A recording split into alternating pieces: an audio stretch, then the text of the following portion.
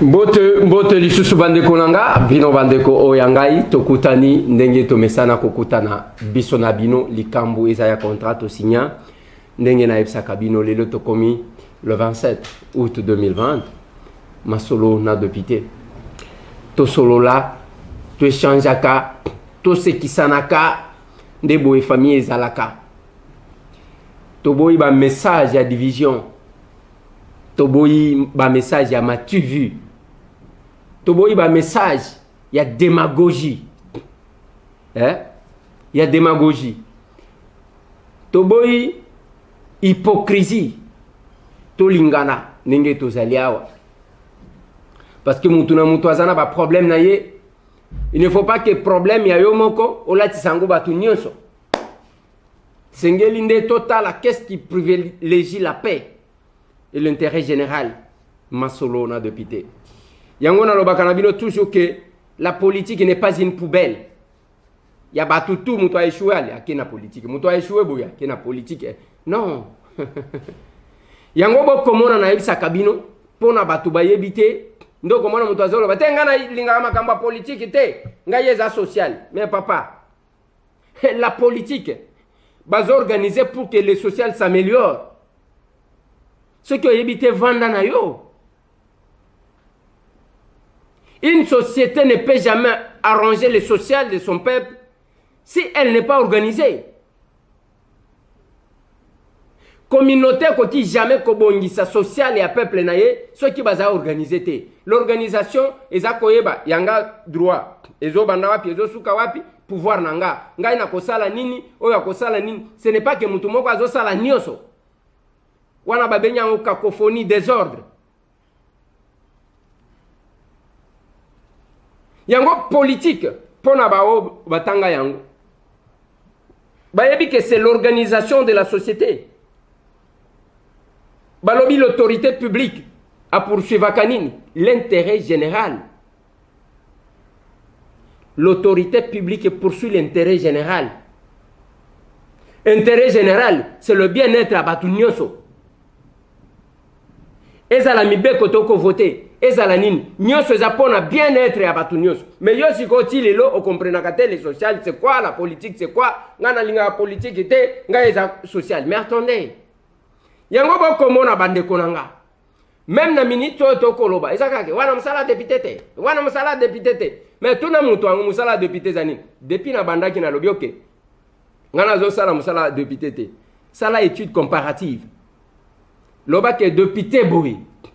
Azo sala boy ndeza malamu musala député nde yango wana oyo Eliezer azo sala les yango te. Ti lelo. Aucune comparaison. Parce que tant bozo luka ko tangi sabato eloko. Il faut ça la gata moi comparaison te comme ça tu comprends. Er moko to ko expliquer bino parce que biso to anakati. Masolo non député. Nyoso wana to ko pesa ba précision pour que bato eloko ekita moi muke.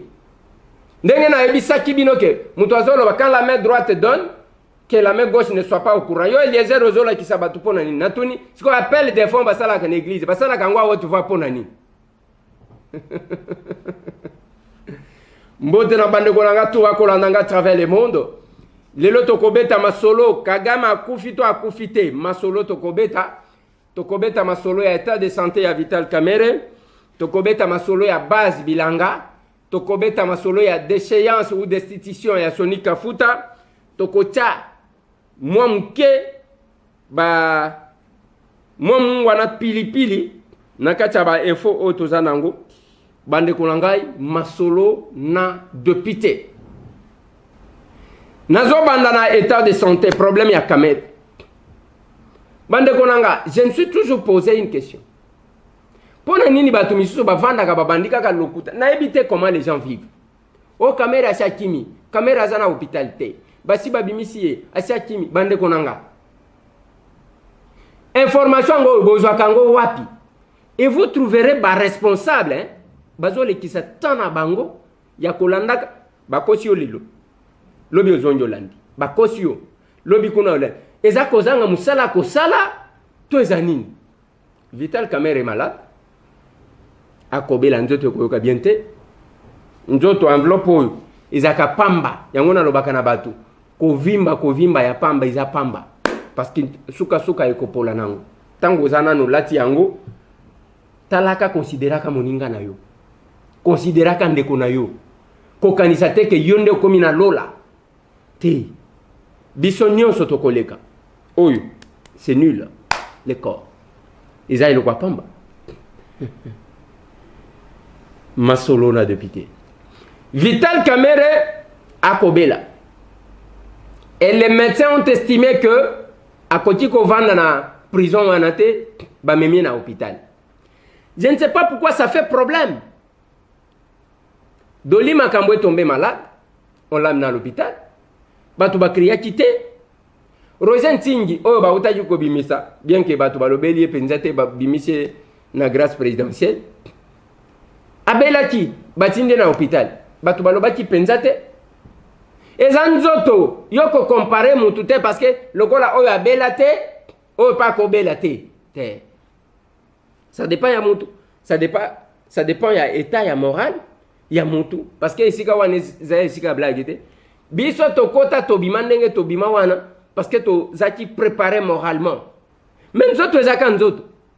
Jean-Claude Muyambo bela na hôpital na prison wana. Frank Diongo Chamba bela na prison wana.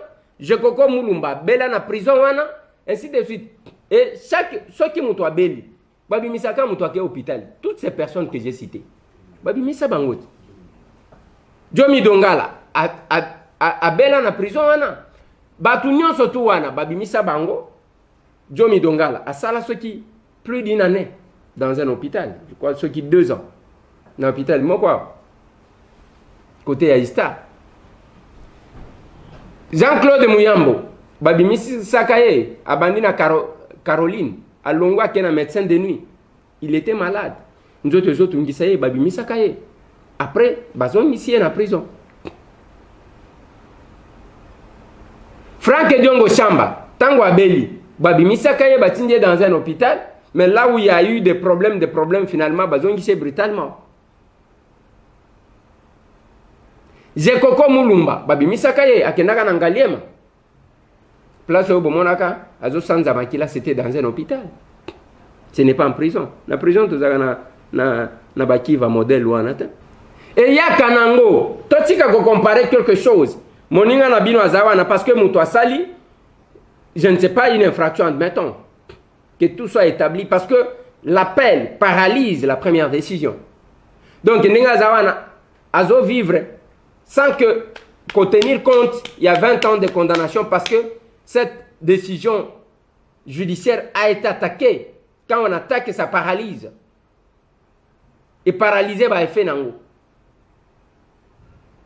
Yango moni ba komeka ko sengaka lisusu ba liberté provisoire eza pona ya. Vital Kamerhe akobela azana centre nganda akimité et puis même kokimango Kamerhe wana kokima okende wapi.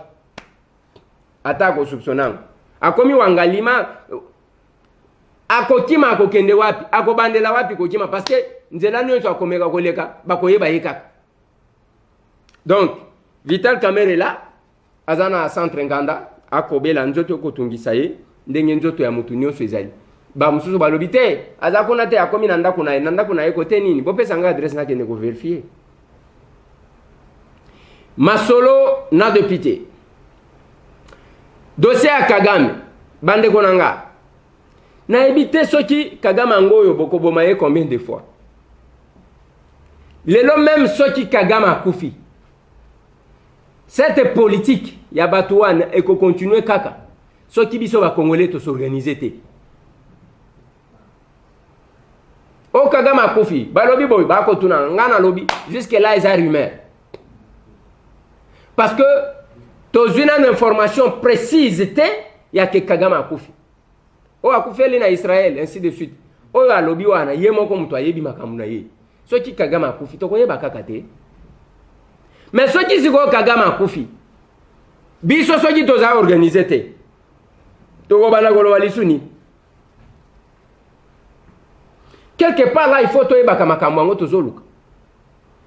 Na moni batu batindi ba vidéo conférence ngoko ceux qui ba Rwanda basali ceux qui ba nini, ceux qui na Belgique. Hein? Basali conférence wana. Balobi Goma soki na nini na Ruchuru ezalaki côté ya ba Rwandais tala bato agité na lobi bozali ko s'agiter poil bo s'agiter ka pona ni il faut koyeba ta histoire muke ya mboka oyo Rwandais akofongola mbanga na ye wana ba ballon de ce po ba yebi ke bozaka agité hein. C'est quand on commence la construction ya ba rail na mboka oyo nde babandi ko mema quelques Rwandais bayaka ndenge bayaka lokola ba pasteur wana pour que baya kosunga ba ndeko mususu ainsi de suite. Donc ezalaka na histoire nini na ngana ebité ezalaka na histoire nini pour ceux qui concernent ceux qui connaissent l'histoire de ces pays. Tangu roi de Belge aye avant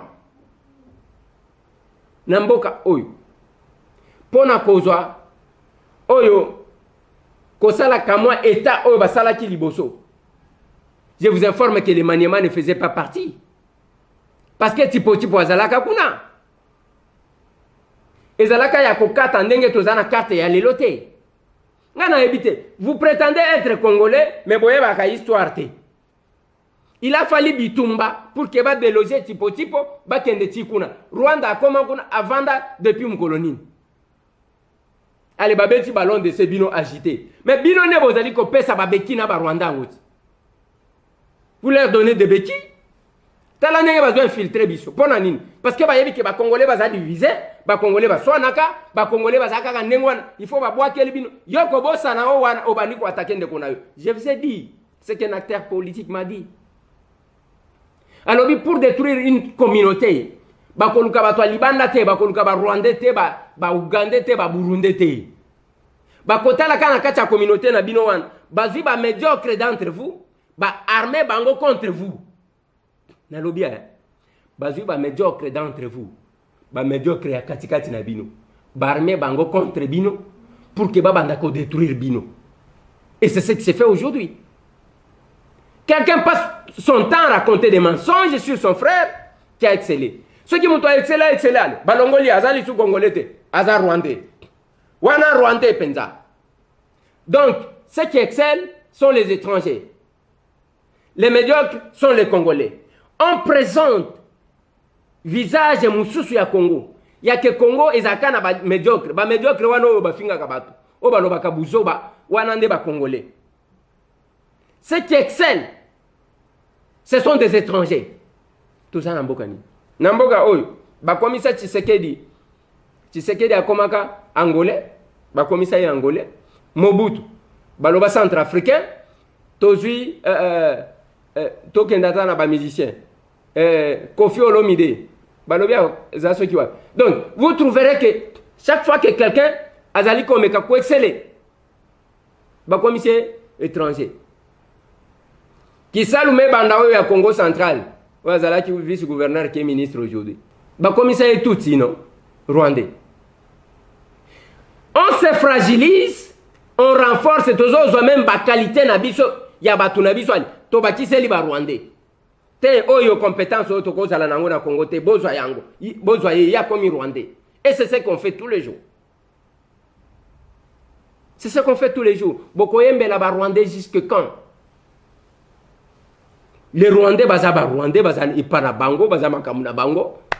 Babeti ballon de ce wana balobi goma bino wana agité. Mais quand vous êtes agité, quel est le problème que vous résolvez? Quel est le problème?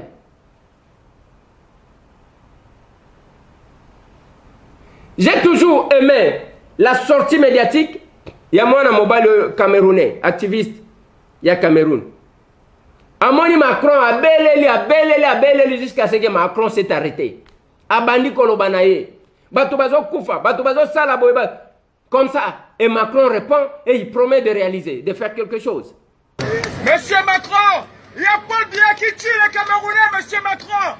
Il y a un génocide au Cameroun, monsieur Macron. Paul Biya tue les Camerounais, monsieur Macron. Nous sommes des Camerounais, nous sommes des morts, monsieur Macron. Monsieur Macron, s'il vous plaît, monsieur Macron, s'il vous plaît. Oui, monsieur Macron. Monsieur Macron, mon pays, il y a un génocide au Cameroun, monsieur Macron. S'il vous plaît, monsieur Macron, il y a un génocide au Cameroun, monsieur Macron. C'est un honneur pour moi, c'est un plaisir de vous voir, monsieur Macron. Moi aussi. Il y a plus de 22 morts qui sont morts calcinés, monsieur Macron. Je sais ça. Nous sommes des Camerounais et nous souffrons. J'ai pris la Méditerranée, monsieur Macron, je vous ai écrit et vous avez répondu. Vous savez mon engagement sur ce sujet. J'ai mis la pression sur Paul Biya pour que d'abord il traite le sujet de la zone anglophone et ses opposants. J'avais dit, je ne veux pas qu'on se voit à Lyon tant que le général Camteau n'est pas libéré. Il a été libéré parce qu'on a mis la pression. Là, la situation est en train de se redégrader. Je vais appeler la semaine prochaine le président Biya et on mettra le maximum de pression pour que cette situation cesse. Je suis totalement au courant et totalement impliqué sur les violences qui se passent au Cameroun et qui sont intolérables. Donc je voulais vraiment... je fais le maximum. Je vous remercie, monsieur Macron. Mais il y a plus de 12 000 morts aujourd'hui. Nous, les jeunes Camerounais, nous prenons la Méditerranée parce que nous avons à la tête de nos États des dictateurs. Monsieur Macron, la France est un État de droit. La France est un pays de droits de l'homme. Elle ne peut pas soutenir les dictateurs. L'Afrique a besoin du soutien de la France, monsieur Macron. Là-dessus, je redirai clairement, je parle à Jeune Afrique. Nous sommes très clairs. Simplement, la France, elle est toujours prise dans un rôle, si je puis dire, compliqué en Afrique. Nous sommes un État de droit, nous défendons l'État de droit partout. Mais quand en Afrique, un président français dit « tel dirigeant n'est pas démocratiquement élu », les Africains disent « mais de quoi venez-vous vous mêler? Vous n'avez pas à nous donner la leçon. » Donc moi, j'ai dit partout, je veux des dirigeants démocratiquement élus. Et là où ils ne sont pas démocratiquement élus, je travaillerai avec la société civile. Je mets la pression sur chacun et je travaille avec l'Union africaine et les organisations régionales pour mettre la pression. Quand le président Kabila était là, il y avait comme vous des opposants dans son pays. On a mis la pression, on a travaillé avec plusieurs autres présidents. On a réussi à ce qu'il y ait une alternance politique pour avoir le président Tshisekedi. Sur le président Biya, je lui ai dit qu'il doit rouvrir le jeu, il doit décentraliser, il doit libérer les opposants politiques, il doit faire respecter l'état de droit. Je mettrai tout ce qui est en mon pouvoir pour le faire, je veux vraiment que vous le sachiez. Mais ce n'est pas la France qui peut faire la démocratie au Cameroun à la place des Camerounaises et des Camerounais. Je le comprends, monsieur le président, sauf que quand il vient prendre de l'argent en Afrique, quand il vient vous prendre de l'argent, c'est pas un ingénieur. Si la France donne de l'argent au président africain. Moi là-dessus on est très vigilant, j'aurai l'occasion d'y revenir dans notre stratégie sur l'aide publique au développement. Nous finançons des projets. On ne donne pas d'argent à un président ou à un gouvernement. Mais biso, qu'est-ce que nous faisons? Au Gomona, bozo kende bitumba ko? Bozo kende. Allez, tozaba combattant. Au Gomona, moko abaluki, tuti moninga na ye. Likof. Tuti wana monguna telemi. Oya, tuti moninga. Babani ko bunda entre banguna bangu. Monguna zoseka.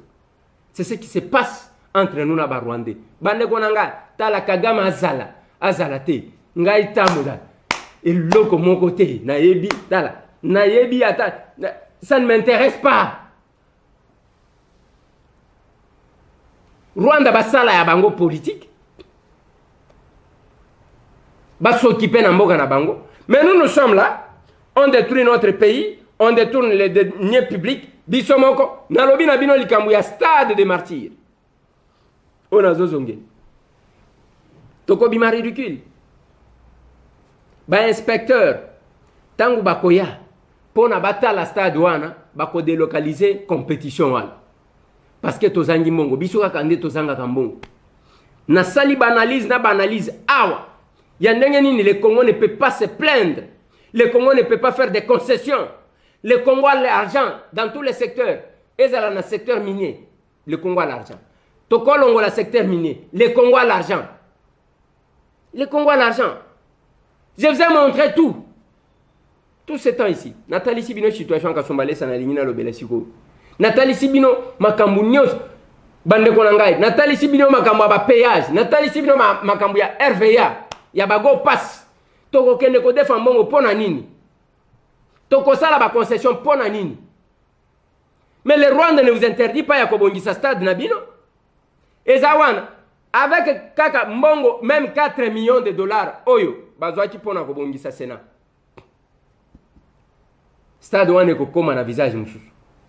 Et c'est aussi notre fierté. Et ça fierté na biso. Parce que stade wana ekotsaka ba opposante, ekotsaka ba to majorité te, ekotsaka ba tout nyonso. Stade wana ezaloko l'église. Ozo sangisa ba tout nyonso. Mais là on ne fait rien. Toilette malongate, pelouse ezate eloko mon côté d'ici le 20 septembre bandeko wana bakoya on va délocaliser tozo bele la kaka mais bamso bavandi alongwa kuna OK problème ezate on aura parlé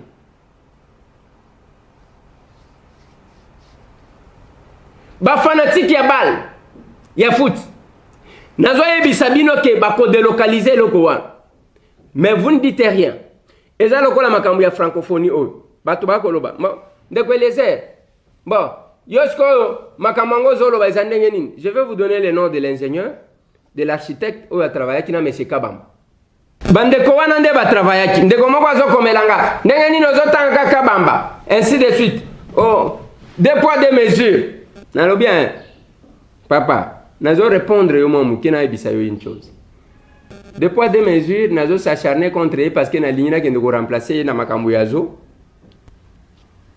Qu'est-ce que je connais na makambo yazo? Ba ebisho ke monsieur Tamboye binyoso. Qu'est-ce que moi je connais? Ngana za villageois classe nazo tanga classe à Kimukolo. Natanga na ngate villageois de père et de mère. Nazo tanga classe à Kimukolo. Nini na yebi na matière yazo? Je connais rien moi. Pona nini bino bozaka en esprit ya que ce qui va dénoncer le quoi mabe bino bolingaka ko transformer yango. Yango ngana mona kabatu on a benga kabanchore ya ba province. Quand vous parlez de leur province, on y a bête à maboko ya que cette fois-ci bako chaka na province na biso ba politicien na biso bako mona makambo trema te yewana te ozotanga bandundu pona nini ozotanga bandundu ezama la mkende ko vanda na bandundu longwa Kinshasa lelo pona okoma bandundu ville. Combien de temps que tu vas prendre? Combien de jours? Mboula watang mboule zoban. Et vous êtes fiers? Ya kozala bozo ba premier ministre Touloukou, bozo ba président de l'Assemblée nationale, bozo ba ministre ya Kafu ba tutu wana batu. Oh non, ya bandundu oui, batu batanga oui. Mais tant que bazo composer le gouvernement, batena compte de ce qu'on appelle la géopolitique, la représentativité des provinces. Ça a aussi joué. Allez, bozui batunion surtout wana bandundu tikali ndenge zawan. Mais oza quand même na kanza ya kolowananga ke non, voilà muzito aya abongisa cadre macroéconomique. Batuna bandundu bakolia cadre macroéconomique. C'est quoi cette histoire là? Les leçons qui ok, bato a palou. Batika la kandengo zomona bazobina wa. Bazobina wa. Livre d'or. Bazobina kaka ndenge bozomona wa.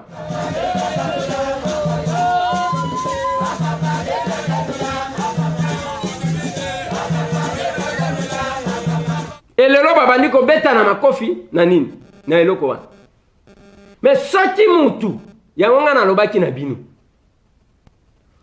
Matata aza mutu a FCC, Matata aza je ne sais pas, je connais pas son histoire. Na yebi histoire na yebi ante. Mais Matata comme place one, premier ministre. Asali atiki quand même d'empreinte. Bokendelelo na primature. Eta oyo Matata tikaki eloko wana. Professeur Sylvestre Ilunga Ilukamba, qui est du FCC comme Matata, Azakuna, Yekuto Aza professeur, Azakuna premier ministre. Au comparé à Tangu Matata Zalaki, Nelo Kowana, na Tangu Chiko professeur Sylvestre Ilunga Zali. C'est pas possible. Tangu ba Bruno Chibala ba Bruno Chibala s'est donné l'audace à Koloba Kenogofuna parce qu'elle a l'objet toilette et salité. Mais ils ont qui salité. Ti les le zawan. Ça s'est détruit comme ça. Matata bongisi moi place na yewa. Asali libino immeuble wana ba bengi immeuble intelligent.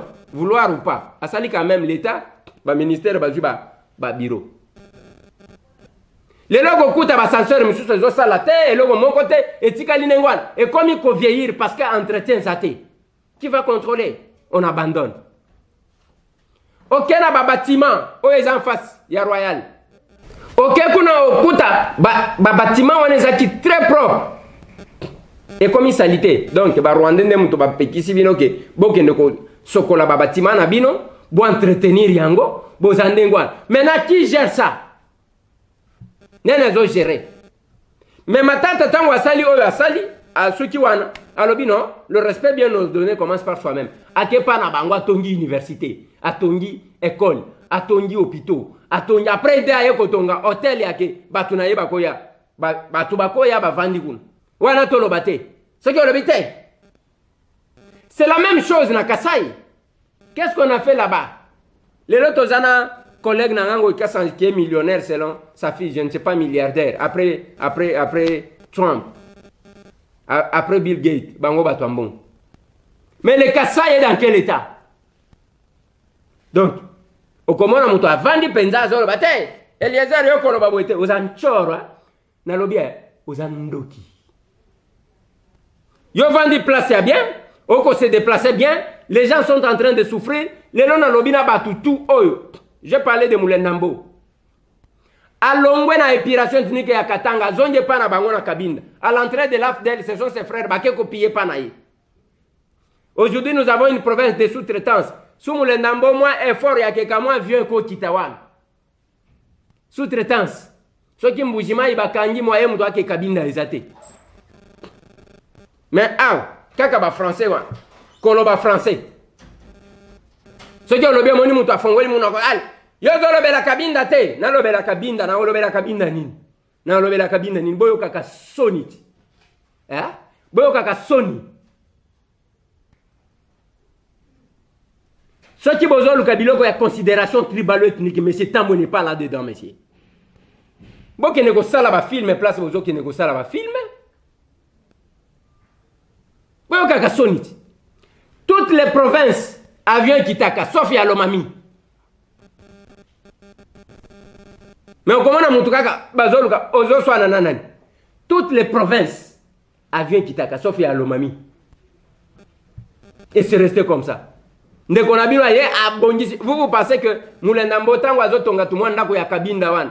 Lui, Moulendambo, pouvait aller s'installer à Kabinda pour combien de temps? Et ça pour nous, binonné bénéficiaire. On est venu, on a pillé, on a mis tout le monde. Et pas bande konaye. Après on va nangate. Non, zomona biso ba mpangi biso. C'est quoi cette histoire là? Bon, naloba kanabino hein, batu bateka Joseph bande konaye. Muto aboma Abel, yaya naye. Kayen. Muto dévoila Christ, disciple naye. Wana boyoka kate hein. Masolo n'a de pitié. Bande konanga na lingi avant que nazo ba audio na bino, na lingi na lobe la base bilanga. Base bilanga, on a eu à déplorer les comportements quand on avait un militaire en tenue, un officier de l'armée. Bazo faire signer les documents, j'ai condamné. De comment quoi l'hôpital ça ce qui n'est. Après yeko Salem, Augustin Kabou a réagi parce que nazo pe Sabino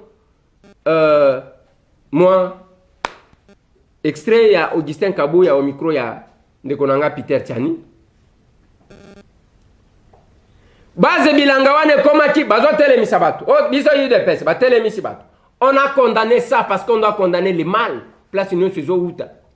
Et se comporter comme ça, ezako sunga chef de l'état te, ezako ternir l'image naie. Et j'ai même dit vous allez oui, nous sommes tous congolais. Aucun Katanga. Yo lingala olobakate, obandi chiluba, ozo sala n'importe quoi. Olingo memanini. Bazo mona ke gestion ngombo ke zandengeni. Oui, nazo tenir avant que na tchela bino ba élément, ko informer bato. Bilanga et bandi na UDPS au pouvoir te. Wana pe lokuté zalate. Il faut pas que les gens se mettent babanda koko sabato lokola tobota mikale. Lo yango nazolo bana bato ceux qui oza congolais te, ceux qui ebi congolais vanda na yo. Talande bande konenge bazo s'agiter parce que quelques Rwandais balobi ke Goma ezalaka ya biso ainsi de suite. Qu'est-ce qu'on fait? Tant les droits n'est droit que quand on sait les revendiquer. On s'organise nous-mêmes. Bayeto frapper bango baza combien? Bayeto frapper bango. Mais bango bayebi que to zakaba faible, to finga na contre biso na biso ainsi de suite. C'est ça. To s'organiser to ko beta ba Rwandais to ko beta bango sans manduki. Parce que to zaebeli. Qu'est-ce qui fait? Un royaume divisé ne peut jamais subsister.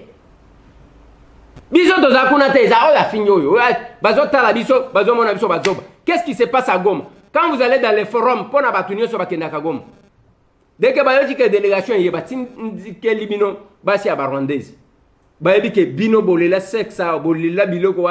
donc vous ne vous contrôlez même pas. Allez, bon, mais vous avez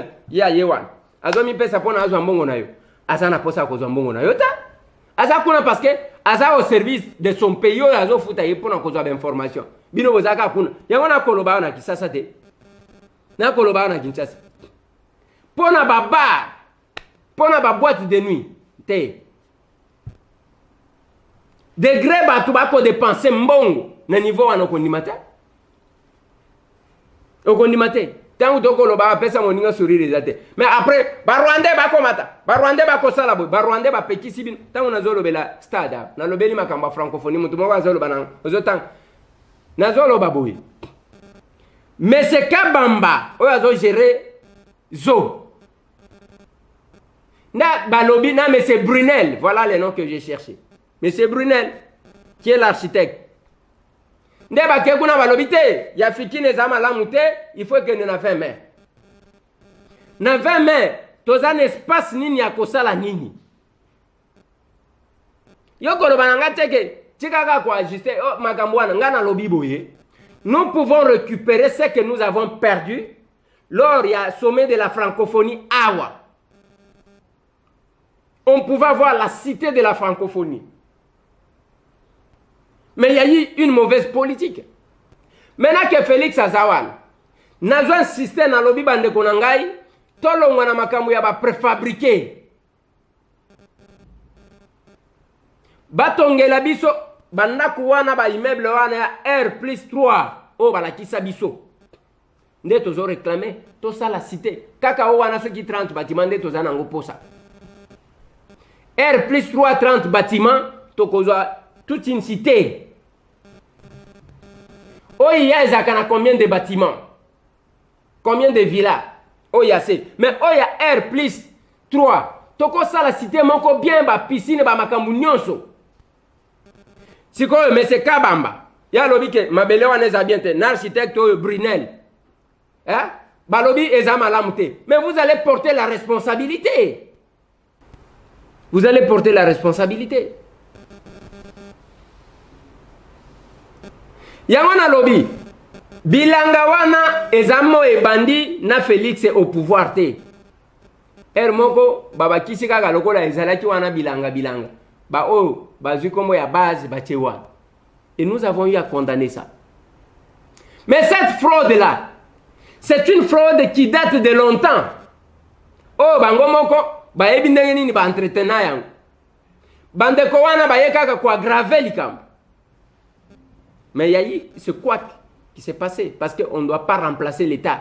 Nous avons demandé aux services étatiques de s'assumer. Mais comme conséquence, même Bazalaki ba innocent na quartier wana ba tomber dans les coups. Bas Bilanga, rasé. C'est une destruction ordonnée par les hautes autorités du pays. La base Bilanga de l'IDPS, y compris les maisons anarchiques des alentours de la frontière de Kasumbalesa, sont démolies en présence des services de l'État.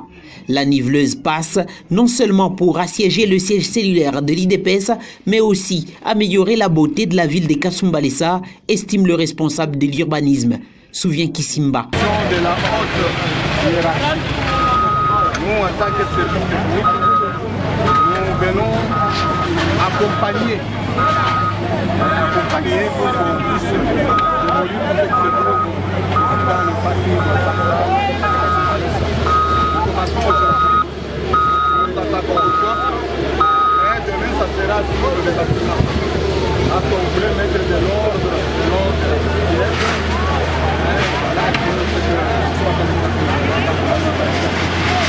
De leur côté, le tenancier des maisons victimes de cette démolition, c'est la désolation.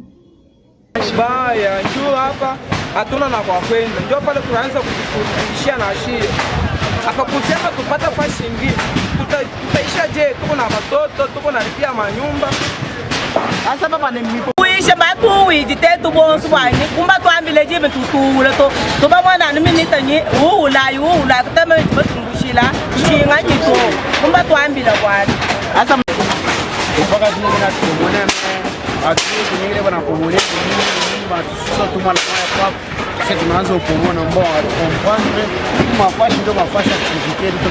société civile de Kasumbalesa, cadre des concertations, salue la décision des autorités tout en appelant l'État congolais à indemniser les victimes. Une sensibilisation a pourtant été faite avant.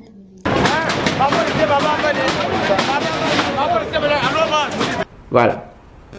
Mais avant Keba Yango, voici cette discussion. Parce que Kabouya a pris la position, a pris position en tant que responsable. Tout le monde a senti, même ceux qui, il y a un élément, il a reçu instruction, il y a haute hiérarchie. Non, mais c'est le secrétaire général.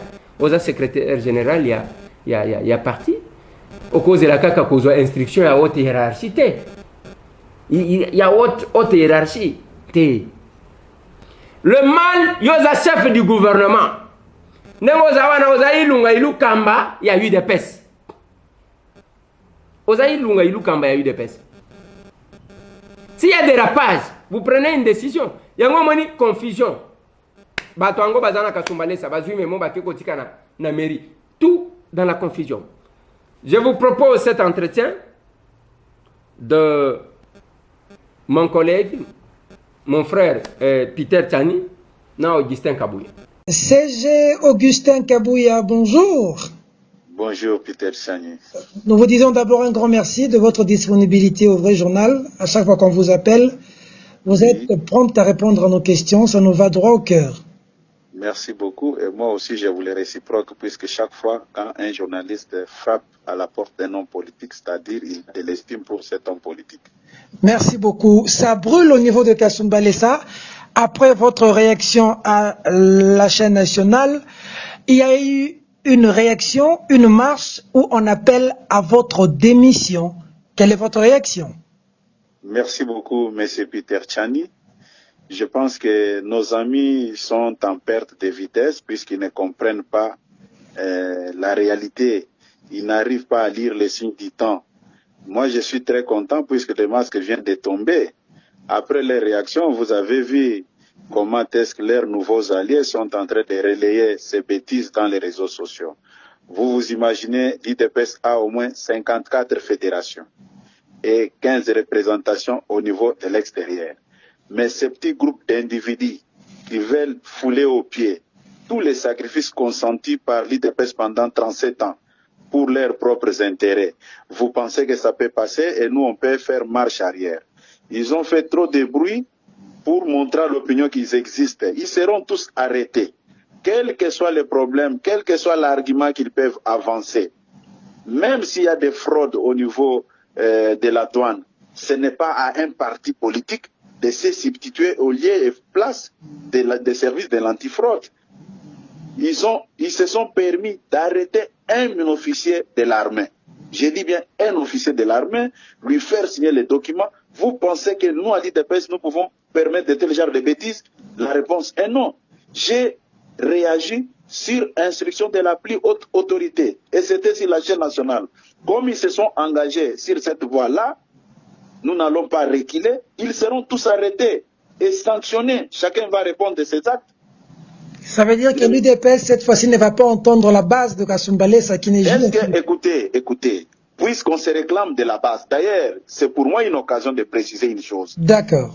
Quand j'étais sur la chaîne nationale, je n'avais pas nié la qualité de ce monsieur-là, qui n'est pas membre de l'IDPS. Mais j'avais bien précisé qu'il n'est pas président sectionnaire. Kasumbalesa n'est pas une fédération, c'est une section.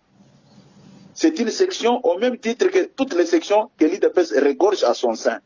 Qu'à cela ne tienne, il ne pouvait pas ternir l'image du parti jusqu'à ce niveau. Si on fait monter le drapeau de l'IDPS, quelle est la part de la population dans cette affaire où on doit terroriser tout le monde parce qu'on se fait appeler base? Non. Moi, sous mon règne comme secrétaire général, je ne permettrai jamais de tel genre de bêtises. Je vous promets, il sera sanctionné. Ils doivent s'amuser que non, on donne 48 heures pour qu'il démissionne. C'est lui qui m'avait nommé. C'est quel genre de folie comme ça qui te réveille pour tes intérêts matériels, personnels, tu commences à faire des bêtises au nom de l'IDPS. Nous nous sommes battus pendant 37 ans. Ce n'était pas pour étaler de tels genres de bêtises sur la place publique. Ça, c'est la médiocrité. Mais ils vous Ça, c'est sont... ternir l'image du chef de l'État. Non, écoutez, Peter. Ils vous ont sommé 48 heures, vous devez démissionner. C'est une distraction. Revenez encore vers moi après ces 48 heures pour me poser la même question. Peut-être qu'après 48 heures, ils seront tous arrêtés. Vous allez arrêter toute votre base de Kassoum Balessa. Il n'y a pas un problème de toute la base. Mais nos services travaillent, ils nous ont révélé beaucoup de secrets. Et ça vous arrange quand l'image de l'IDPS est en train d'être ternie de cette manière, ça vous arrange comme ça? Donc, moi j'ai déjà demandé, écoutez, j'ai déjà demandé à tous les combattants de l'IDPS de collaborer avec les services établis. La preuve en est que quand le chef de l'État est arrivé au pouvoir, nous n'avons pas amené une nouvelle armée, ni encore moins une nouvelle police, ou bien une nouvelle administration. Nous avons accepté de travailler avec les gens que nous avons trouvés sur le terrain. En vertu de quoi? Un petit groupe d'individus mafieux. Oh. Quand ils disent, je dis c'est un groupe de mafieux, puisque chaque fois, quand ces mêmes personnes posaient la question, quand les familles Tshisekedi m'appelaient, oh non, on a arrêté telle personne, je disais quoi? Ce n'est pas à vous. Il connaît bien ma position, ce n'est pas à vous amener ces gens-là auprès des services. C'était ça les conseils. Mais quand j'ai vu qu'il déborde, c'est comme ça que j'ai demandé que les services s'occupent de lui. Et la responsabilité incombe au gouverneur de la ville. C'est lui, gouverneur de province, qui pouvait rétablir de l'ordre. Nous ne pouvons pas accepter que l'image du président de la République soit ternie jusqu'à ce niveau. C'est des cas observés ci et là à Kassoum Balessa, mais aussi dans d'autres endroits où on voit même le drapeau de l'IDPS être hissé. Non, écoutez, et on barricade tout un chemin. Est-ce que vous n'êtes pas en phase avec votre base? Mettons-nous d'accord. Oui. J'ai vu même certains de vos confrères mal intentionnés qui ont essayé un peu de dénaturer mon intervention sur la RTNC, comme quoi j'avais nié que Tshisekedi n'est pas membre. D'ailleurs, la vieille carte qu'il a brandie là, c'est une vieille carte que nous avons obtenue après les élections de 2011. Même s'il brandit cette carte, est-ce que sur cette carte, il est reconnu comme président sectionnaire de l'IDPS dans ce coin-là? Même s'il était président sectionnaire, il fallait importuner la population jusqu'à ce niveau-là? C'est quel genre de bêtises? D'ailleurs, j'ai doute fort qu'il maîtrise bien le fonctionnement de l'IDPS. Il est allé déposer son mémo à la mairie là-bas. Qu'est-ce que le mémo de l'IDPS a à voir avec la mairie de Kassoum Balessa? C'est de la folie. Ça veut dire que vous n'avez pas bien encadré vos militants? Il y a un problème entre la base et la hiérarchie. Écoutez, moi j'ai commencé dans ce parti comme militant. Aujourd'hui, je suis secrétaire général. Je ne me suis jamais comporté comme un délinquant. Mais les dérapages qu'on voit au Katanga où on est en train de monter le drapeau, écoutez, c'est un dérapage téléguidé par, écoutez, c'est un dérapage téléguidé par des mains noires que nous connaissons très bien, parce qu'après cette sortie, j'ai vu beaucoup de gens montrer leur position dans cette affaire. Vous pensez que nous allons reculer? Et les gens doivent se tranquilliser. Le pouvoir de son Excellence, Monsieur le Président de la République, Félix Tshisekedi, ce n'est pas un pouvoir qui vient d'un individu. C'est Dieu qui l'a choisi pour diriger ce pays. Les gens peuvent s'organiser, monter des cabales de gauche à droite. Ça n'arrivera pas. Ça ne produira jamais les résultats qu'ils pensent produire là. Certains pensent que vous êtes en tout le monde est mobilisé pour zapper l'image du président de la République. Et vous pensez que moi, je dois croiser les bras. D'ailleurs, lui-même, Tshisekedi là, qui parle, qui crie là, qui fait en sorte que le monde entier parle de lui. Ni c'était le problème de la douane là, où il trouve l'argent dans des moyens malhonnêtes. Qu'est-ce qu'il a déjà fait pour ce parti, pour que les gens parlent que non, oh Tshisekedi. Donc vous avez décidé de sacrifier l'un de vos fils? Non. Écoutez, je dis et je répète, on ne l'a pas sacrifié, mais il s'est mal comporté. Il sera sanctionné et châtié, il va répondre de ses actes. Tous ceux qui se cachent derrière lui seront tous dénichés. Et nous attendons les 48 heures qu'il vienne me faire partir. Après ces 48 heures, il verra son sort. C'est le peuple d'abord ou c'est les autorités d'abord? Non, ça c'est de la distraction, c'est mal interprété, c'est mal présenté la chose. Dans tout ce qu'il fait, la part de la population est où? Tout ce qu'il trouve là, c'est pour sa femme et ses enfants, c'est pour ses intérêts. Vous pensez que puisque nous parlons du peuple d'abord, nous allons marcher sur les lois de la République? Donc pour la première fois, les autorités vont à l'encontre de la base de Kassoum Balessa. Non, ne cherchez pas à dénaturer notre notre slogan, le peuple d'abord reste. Parce qu'on a vu la marche. Hein? La marche a une forte adhésion de la population. C'est pour justifier les magouilles qu'il est en train d'organiser là-bas. Si vous voulez qu'on parle de marches, on peut organiser des marches dans d'autres villes. Vous verrez. D'ailleurs, la fédération de Lubumbashi a sorti un communiqué. Vous pensez que ce n'est pas la base? Donc, ne faut plus, ne faut plus que je puisse aussi vous soupçonner d'être de connivence avec ce qu'il fait. Ne soupçonnez pas, sinon vous finirez par soupçonner tout le monde, monsieur. Non. Moi, je vous pose des questions. Et je pose des questions. Dans ce qu'il fait. Je pose des questions, c'est mon travail. Non, alors, vous posez des questions, je suis d'accord avec vous. Oui, mais si vous posez des questions, pas, c'est mon travail, monsieur Kabouya. Vous me connaissez, je ne suis pas complaisant. Je vais vous poser des questions. Non, quand vous dites que non, vous allez à l'encontre de la base, de quelle base s'agit-il? La base de Kasumbalé, ça qu'on a vu dans la marche. Non, marche, ils peuvent organiser leur marche de leur manière. C'est leur droit. Mais pas aller à l'encontre des lois de la République. Un message à toute la nation qui vous a suivi, CG. C'est moi qui vous remercie et j'ai dit, le monsieur sera sanctionné. Ce n'est pas parce qu'on se réclame de la base de l'UDPS que vous pouvez aller à l'encontre des lois de la République. C'est pratiquement pourquoi on doit indisposer tout le monde puisqu'on est de l'UDPS. En vérité de quoi? Donc tous ces dérapages constatés ci et là, c'est des choses montées pour salir l'image du parti. Affirmatif. Secrétaire général Augustin Kabouya, merci. C'est moi qui vous remercie puisque vous m'avez accordé cette opportunité afin que je clarifie la chose. Voilà ce que ça a été. Les Lobandeko, Bamoussou va souffrir. Augustin Kabouya, on peut ou ne pas être pour lui, mais quelque part, à part Kakolobake, parce que tout ne doit pas être, et comme il y a autorité morale, l'autorité morale a dit, l'autorité morale a l'obito gêné, togoliate, ainsi de suite. On ne doit pas vivre dans une institution parallèle. Il y a un lubana batu. Bozana posa ya kosa l'armée. Bokota, bokoma basoda. Et non vandi wana, ozo sale logo moko. Biso yeto kotanga classe ya kimukolote, ya kimubange. 70 ans nazo kende classe. Hein? Donc, olati uniforme, yo moko des fois olamuki osokoli uniforme na yo te wana okei. Tala biso batu totanga te. Tozo tanga na kimukolo ba villageois. Tango baninga bazaka kotanga biso tozaki nanu koloba mbisi, tozaki ko kanga kokende kochaba mitambu ya banyama na bazamba, tozokende kokata bilanga.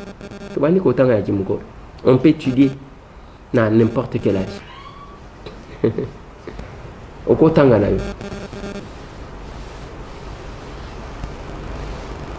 On ne doit pas instaurer une institution parallèle parce qu'on est membre de l'IDPS. Yewana lobi wana ke Chiswaka nyoso azali ko sala ezaki pour la famille na ye, le parti azaki ko zwani na kati ainsi de suite. Mais il faut retenir une chose. Bilanga wana ba mona te que za création à ba membre ya l'IDPS.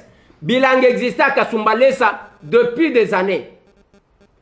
Awa baba kisi ka base wana.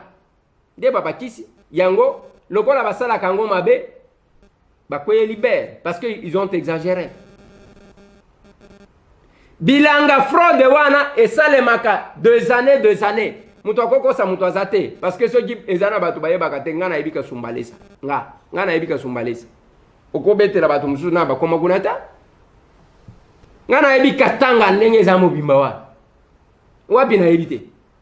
Sakanya. Lukangaba. Chisenda. Wapi na ebite? Kipushi. Wapi na ebite? Lubumbashi. Wapi na ebite? Rwashi. Katuba, Kamalondo, wapi, Kilovelobe, wapi na ebite, Kinkalabwamba, wapi na ebite, Golf, wapi na ebite,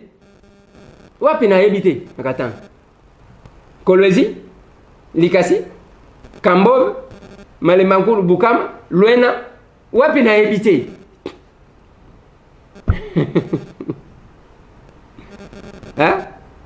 Allez, Lubumbashi wana na ebite, Kabula Mesi, wapi na ebite. Toyebi ba oyo bilanga exista depuis des années. Exista depuis des années. Ezaka bato yi de pese ba yeko simba touche, ba geko kota kuna des autres au pouvoir comme ya biso, to sali base bilanga, ko telemisaka bato drapeau zo mata ainsi de suite. Non. On ne peut s'arrêter que pour les drapeaux nationaux. Les drapeaux de notre pays. Tango bazo yemba, bazo beta hymne national. Debout Congolais, bien que te okakangote. Nous sommes unis par les sorts. Masolo n'a de pité. Nalinga kiboyo kawana avant que parce que toko suki sana dossier à pasteur ne toko lobela dossier à pasteur Sony Kafuta. Maintenant nyonso tu wana bande konangai. Politique eza politique ka soki oyebi ko sekisa. Ko pesa moninga sourire. Même ko sambela eza yango. Mais yo beta akura kara oyebi ke zana batu penza basi ba mesani na émission. Ya za kuna te ndenge depuis to banda, hein? Aza kuna te. Depuis to banda opération pesa moninga sourire. Aza kuna donc ya za kuna te. Aza penza kuna te, ya za kuna te ko. Azo kaneti bazo beta masolo ya batu misusu. Ndeko na ngai. Mbongo na yo. Ya muke ozwaka. Elengi ya kozala na vie même ndenge to kolata bilamba bo, c'est parce que batu bazali. Soki batu bazala kate, bandeko na nga to linga to bana kotambola mutakala, mutu azana posa kolata bilamba zate. To lataka parce que batu misusu bazali. Même makamba komela masanga oyo. Tango balobi na confinement, melana mama. Ba soular, ba komaki ba pasteur. Azo melate. Donc, esengo ya komela wana ezatango azo mona batu. Mais c'est qui ça kapé moninga te? Ozo lia bien, ozo mela bien, ozana biloko cher, ozo bosana ke okufa. Lobi na lobeki na bino, Dieu m'a donné cette grande dame du Kasaï oriental. Elle est partie. Et loko etika les années. Qu'est-ce? Bachaye. Poup, bakeko boaka. Mais oyo sekisa moninga. Oyo sungata mwana muke oyo. Ako souffrir. Mwana wana azosanga miliki ya komele. Mais oza kuna, ozana nyoso. Et nous disons, les gestes que nous posons, c'est les gestes de cœur. Il faut sentir qu'au sali de pense, au sali quelque chose. Ezamala. Masolo n'a de pitié. Na lingi to zona no ba ojo na bino parce que makambo ya popularité na habité. To zo ba ojo, tango to ko zo ba ojo, o to ko zo na simanango ne to sukisi na makambo ba pasteur.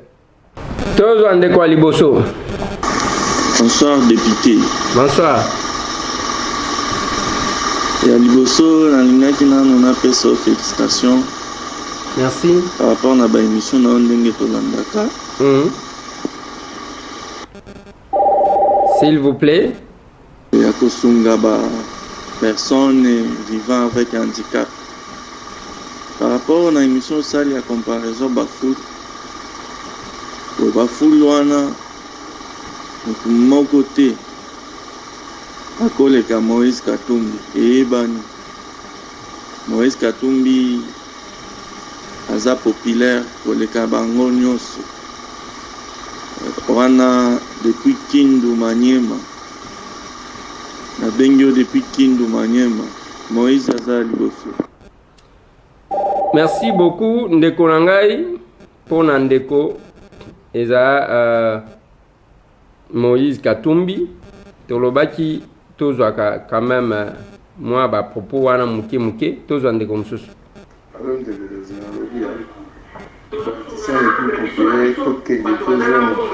C'est Moïse Katumbi.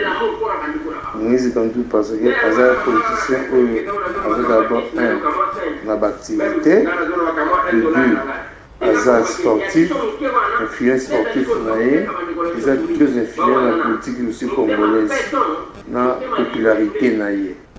Tout matin, tout temps, Moïse Katumbi est le politicien le plus. Même de quoi il fallait que tu aies un volume à l'émission. Au sud de Boya, aux hommes italiens, politicien le plus populaire de la haine dans tous les pays sans exception.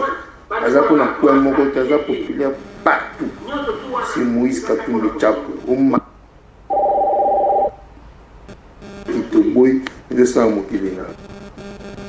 Merci Ndeko Nangai tozwa Ndeko Mususu.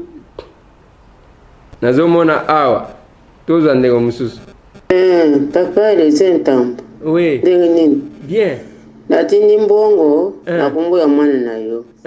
Sikoyo Zelana ntoka mamuchabu, ya koko nangai ndaya kabongo. soko akeyena banga batuni ye nani muntu atindi mbongo akoloba ndaya kabongo siko imamu chabu muntu azako yibisa yo papele zentamo ngai mamu chabu mbongo batindi mbongo na kumbuya ndaya kabongo mamu chabu muntu atindi siko yo koko ndaya muntu akikuchila yo achikumbu na ye ndaya kabongo atabu mwenye ndaya kabongo bokoloba bongo tikwapi ukutina mamu chabu na Californie.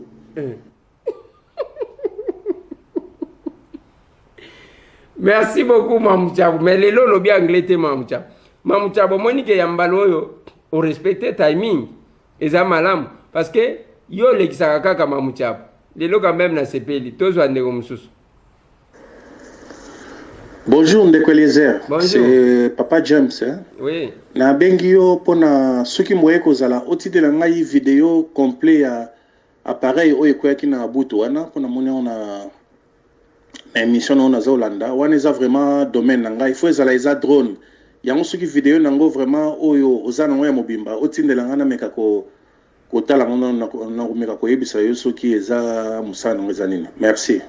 D'accord papa, nakolukela yo yango na ebite soki nakozwa yango o ya vidéo mobimba na ebite soki nakozwa yango mais quand même na bandi nakoluka yango soki nazwi yango na otindela yo problème ezate toluka kozwa ndeko mususu. Bonsoir député Eliezer. Bonsoir. Na bengo na niveau à Paris. Na pesio mbote na yope kombo nanga matu mofuna gauche na tindeli yo message oyo kolobaki moto asali ba plein ebele ezali bemba oyo alandi ye ezali ye moko Fati Béton. C'est bon à suivre. Merci beaucoup.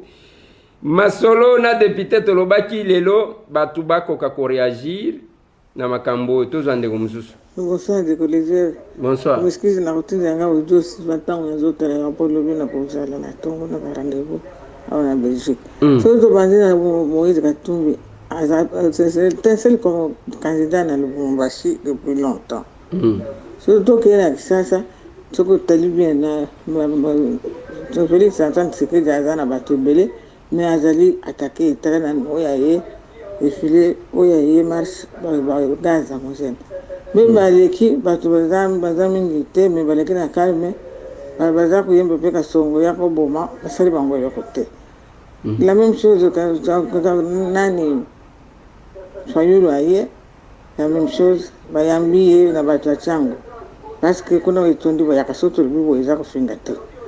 To nani msusu aye ko ya soki nani l'accès à waye susu na aéroport je pense. Les Irlandais ont commencé à Kotanga, mais les l'électricité, nous sommes en train de défier, nous avons perdu, attaquer les athées, nous avons très bien, nous avons mais dans l'air, c'est vous allez boire un gaz. Nous avons Ganyaka, un Tchango, au Tigrasima, il y a du mal bosso, merci. Ce qui est commun, n'a pas ce qui nous a ba ebele mais il fallu la yo comme makuna ndenge parce que yo mutaza en première position. Merci. Tolanda kayo kolo apambola na no so salaka kanga batu ba so ba wenda ni mesu kwingine machakumba kije mbenisi Mama Rose Kabena na Belgique. Bonsoir. Merci beaucoup Maman Rose. Mais loko kaka nengo corriger wana totika makambo yake oyo nde bayaka oyo baluba oyo baswahili oyo bamongo ekozala malamu te tozwande ko mususu. Eliezer, merci, bonjour. Bonjour. Na lande mission na Seki Makasi. Na ndeni. Mais kotala ba condition oyo Félix ayela. Na diabo oyo azwa. Ba télévision nyonso Congo, ba télévision ya ba politicien. Ba azwa ba attaque médiatique. Aya na Sambula. Retenez ça que ayaka na Sambula. Foulou et Landa et Wana, non, Félix est plus populaire que tout le monde. Merci beaucoup. tozwa ndeko mususu tozokende mwa mbangu parce que ce qui est vrai bandeko na ngai ba audio iza ebele tozwa ndeko bon mpona nga mpenza mpona marche esalemi Félix Antoine Tshisekedi Tshilombo ye nde mpenza aconfirme mpena ke Congo eza ya ye kotala nanu kokoma na ye donc kobanda na aéroport ti esika kendaki de 10h à 21h donc eza blague te donc oyo kozwa marche ya UDPS donc ozwi marche ya UDPS ebandi donc na bamasina kuna ti na palais du peuple mais so ozwi oyo ya lamuka esukaki kaka na échangeur mosusu oyo ebandi kaka awa na première rue esuki na nini oyo na Pongabi donc elakisi kaka ke Tshisekedi nde makambo. Merci beaucoup tozwa ndeko mosusu. Bonjour, moi la Kolo Lopango. Bonjour maman. Pona ngai mutaza na popularité mingi na Kinshasa eza Martin Fayulu. Après Martin Fayulu nde Jean-Pierre Bemba. Information na kiko bakisa eza par rapport ya ndenge bazo sala ba travaux na ba omwana. Ba garde universitaire bazonga lisuute na ba cave wana parce que bango tango bazonga kana ba cave nde permetaka ba étudiant bavanda na condition ya bien te tango bango bazalaka na home ba itufaka ba étudiant bavanda bien na ba chambre yango ba étudiant bazalaka parfois à 5 à 6 à 7 ba déloger bango vraiment pour de bon tango bako bongsango ba établissement wana etikala kaka pona ba étudiant. Merci. Merci beaucoup. Mais est-ce que sécurité na bino banani ba assurer yango baza ba garde universitaire ils appellent pour la sécurité na bino. OK, tozwa ndeko mususu. Ouais, good evening ndeko Eliezer. Oui, bonjour. Na lobi boy ngai naza Pierrot Ngandu na Namibie na lobi boy. Na motuno otuni fachi na kamere baleki bango pona ni fachi na kamere bazalaki bango mibale mais ezaki parti politique mibale bango ezaki mibale mais Martin Fayulu bazalaki ebele Jean-Pierre Mbemba Mozito Moïse Katumbi Mbusa Nyamwisi te fachi aleki bango. OK, merci beaucoup tozwa ndeko mususu. Bonjour ndeko Eliezer. Bonjour. Mpalekaki bango eza Félix Tshisekedi. Soko tali marche ya Félix eleki ba marche nyonso te afanda na ya umela ba mususu bango te. Merci beaucoup. OK, tozwa ndeko mususu. Bonjour ndeko Eliezer. Nabi tatindeli un message oyo depuis Kitambo na carte GB. Nalobela pona bangami ya ba comparaison ya ba player wana. Oyo baza na makila ya ba player, makila ya ba leader ezali na famille ya Tshisekedi. Ndomonaki Félix azwi biloko ya tata na ye nde azosala ba player wana. Ba Fayulu wana ba player bazosala ezalaki po Bemba na Moïse Katumbi batiaki liloba na kati ya makambo na bango wana. Mais na ba player Félix aleki bango. Et puis oyo Moïse Katumbi player na ye wana ezalaki déjà Félix akomi président tango ayebisi ba exilé politique bazonga nde bayo kozonga. Donc to comparer bango te. Félix aza na makila ya ba leader. Merci beaucoup tozwa ndeko mususu. Ok, honorable. Merci papa, merci beaucoup. Namona ki ba message na pokwa na ndaki télévision vers 23h na zwaki numéro. Ngai mbatu baleki na plein papa. Ngai naza kuna te. Ngai na votaki yo na okomandima Gombe. Merci. Nazata na posa ya atako po moko aloso. Papa, kanisa mama moko oyo abujaka yo wana. Alobi papa na hika pona yo ndeko Eliezer. Me nazolia te nazomona pesa moninga sourire. Nga nazolia te. Na nakako kolona mwasa soda. Bino bacha basoda te mozaka misunga. Atako po aloso ngo kosenga ngona émission. Atayo moko. Mama.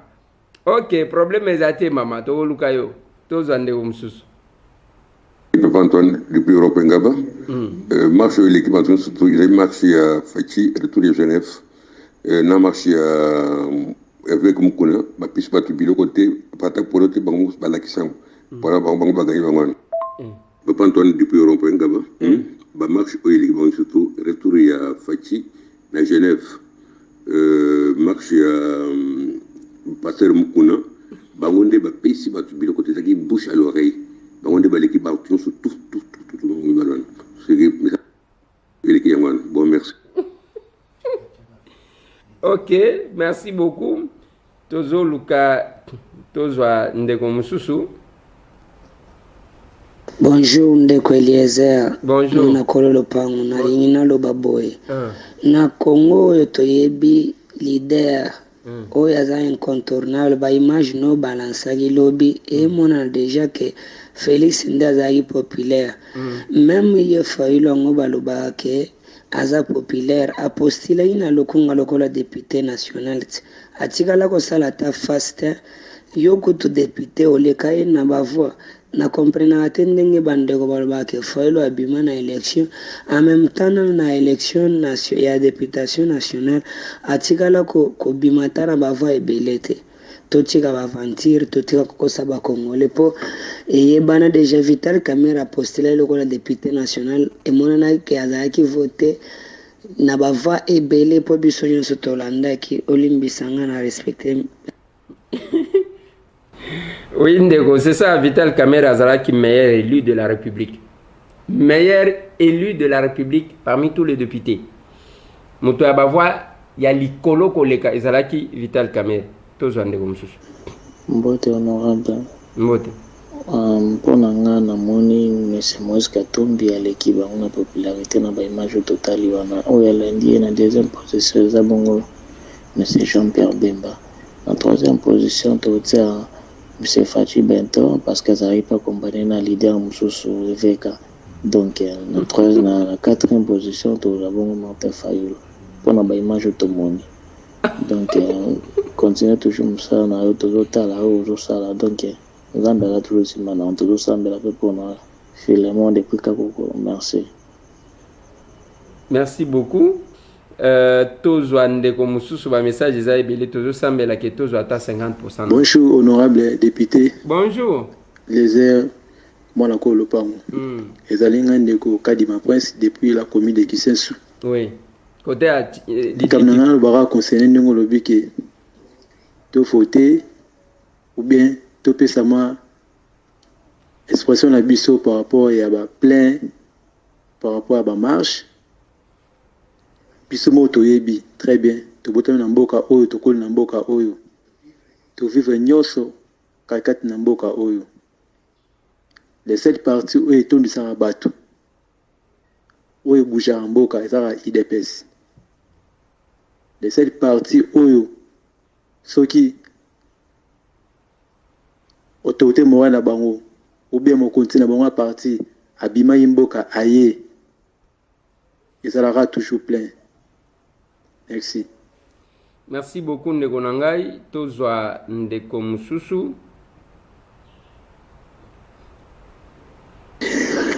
Oui, bonjour ndeko Eliezer Zangai ndeko Prince Mwaka. D'abord na félicité on a musalo zosala ya pesa mulinga sourire pona question tunaki na lingaki na ebiso kaka pona ngai eza ndeko Félix de aliki na popularité parce que ces jours là avant Genève na triomphal ngana zaki wana tango ba présenter Félix oyo kandenge population gangaki même si on palpe bien ba arriver na bango tour au mona ke plein wa sala ki lingaki belé alors na regeta kai lo ni salima na Genève pour bakinde kusala o basalaki aussi longtemps ba ebaki ke Félix était favori donc bango ni mutu bati biso na difficulté oyo mais na biso na bandiko la muka sokoza na des ennemis frère na yo na camarade na yo balobi le bongisa nani oyo bokoza na facilité ko bongisa. Merci beaucoup ndeko nangai tozo kende malembe tozo ndeko mususu. Ndeko Eliezer, bonjour. Bonjour. Eza monsieur David ici. Oui monsieur David. Depuis Kinshasa awa.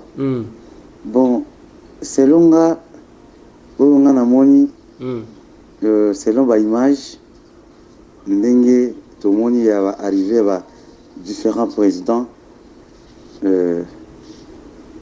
Oyo constant on a sali, Eza Moïse Katumbi.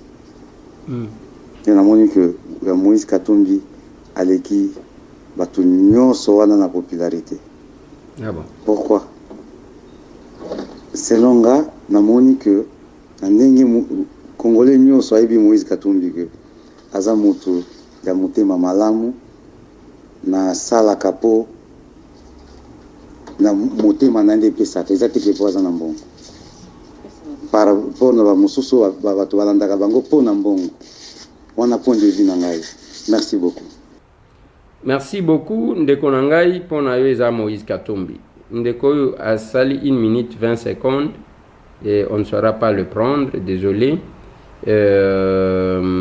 Tolobi bato ba respecter quand même pour que to kende mbango tozwa ndeko oyo. Isolo na député. Oui. Isolo na Ntambwe. Saline de Kwelezea. Na masolo ya ba plein na kati ya Congo, même na kati ya Kinshasa. Batikela IDPS. IDPS de bazar. Bakolo masolo wana. Ba plein bakolo nyonso. Batikela IDPS. Tomona ka memere basangana kana triomphal. Bato nyonso bagangaki ka motu moko kaka oyo aza populaire. Merci ndeko Eliezer. Merci beaucoup ndeko na ngai tozokende moins rapide tozwa ndeko mosusu.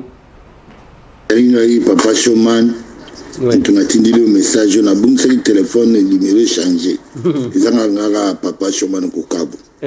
Merci ya solo ya mingi masolo na de pona ngai na Londres pona koloba ke o full oya leki ezana ona tina te po kaka bato oyo tomonaki epai ya nani Mbemba kaka bango baki ba Félix kaka baki na Félix balaki kuna po misala eza te place okende te so mutana musala na eloko nde no sala kuna il faut faire ndako yango wana na pesi mbote mingi to soutenir Félix biso to ya la batambembe za la batu nyonso tout ya ba parti ya ndenge na ndenge tant que tout ça ba congolais to la pouvoir te to soutenir Félix mboke ko makina po etekende liboso. Merci pour ngai papa Showman Kokabo. Merci, bye. Merci beaucoup papa Showman. Mais oyo kanani tozoli aliaka pe na bato te papa Showman. C'est qui ça kata biso awate. Bino na Londres ko na Angleterre kuna bolia bien tozwa ndeko mususu. Mbote ndeko Eliezer, awa mama grâce élu depuis Belgique. Oui maman grâce. Ben na bengi pour na 50 secondes ezala mo mukuse ezala mo rapide. Ezala loko lingi que ma solo na député et comme moi association moko te pesa moninga pesa ndeko sourire et comme association. Pourquoi ne pas rassembler na kata ba combattants ou ya UDPS ou bien na habité parti oyo yebio zali ou bien kakaboy en général au sein d'ici ba maçon ba électricien ba jardinier ba chauffeur bazala bato moko ya sûr bazala bato moko ya confiance et que biso so tozana besoin na bango to bengi to futi bango donc to louer bango yo association récupérer mon pourcentage bango moko bazu moi pourcentage et puis biso pe tozu moi sourire. Merci beaucoup likanisi na nga yango wana nzamba pambolo pona onyo soza kosala et kozala bien soki association ana isalemi ekesimbi. Merci. Merci beaucoup maman likanisi moko malamu pona bao bayoki malamu te mama lobi boyi. Faut sala ka na système ya pesa moninga sourire to sali tozu ba maçon tozu ba jardinier tozu ba gesteur tozu ba to misala maboko bazana kati wana soki mutu azata libanda linga tonga ndako abengi biso bo pesa biso ba maçon oyo ba architecte oyo bozana bango batongela biso bakekuna comme ça ezana système yake to pesa na ka sourire mbongo circula entre biso mama likanisi wana eza malam. Je pense que d'un côté ici bandi ndenge zomona makambo ba mapango quand j'insiste bato bazo benganga terrain ya bakimangiste terrain ya boy sans comprendre. Moi j'insistais pour na koyibisa bato boy mbongo kozwama ezaka mikakatana ezaka pasi mais kobunga une petite erreur mongweke ba dossier na justice tilelo oyo eza ebele à 80% eza makambo ya conflit foncier, conflit parcellaire. Wana ezaka makasi. Soki bolingi bosomba lupango, ça coûte quoi ya au procéder na une vérification, tu peux encore dépenser un peu d'argent en amont que oya ko dépenser mongo brutalement après oya ko bungisa nyoso. Okosomba na terrain oyebi histoire nango te. Oui, ok, hier moko bimisi pe certificat d'enregistrement yo lobi ok revue mikanda. Lobi omoni bulldozer a telemi liboso andako na yo akobuka okosala AVC.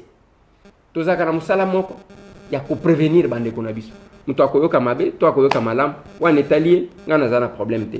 J'aurais parlé. Likanisi wana opesi mama eza malamu, to kokotisa cette dimension là ya keto sunganaka ezala une assurance ya kwede na bande ko musu to zande ko musu. Bonjour, bonjour, bonjour, mwana kolo lupango. Bonjour. Ngai kombo na ngai Billy na Zambie. Nayokaki information lobby ozoloba pona ba plein. Pona ba plein na moyola kisi ba Martin Fayulu, ba Mbemba, ba Moïse Katumbi, ba Félix Sekedi, pona kisi ba plein na shabato di kisi koyo Nkolo Kishasa zawa binanya zana population.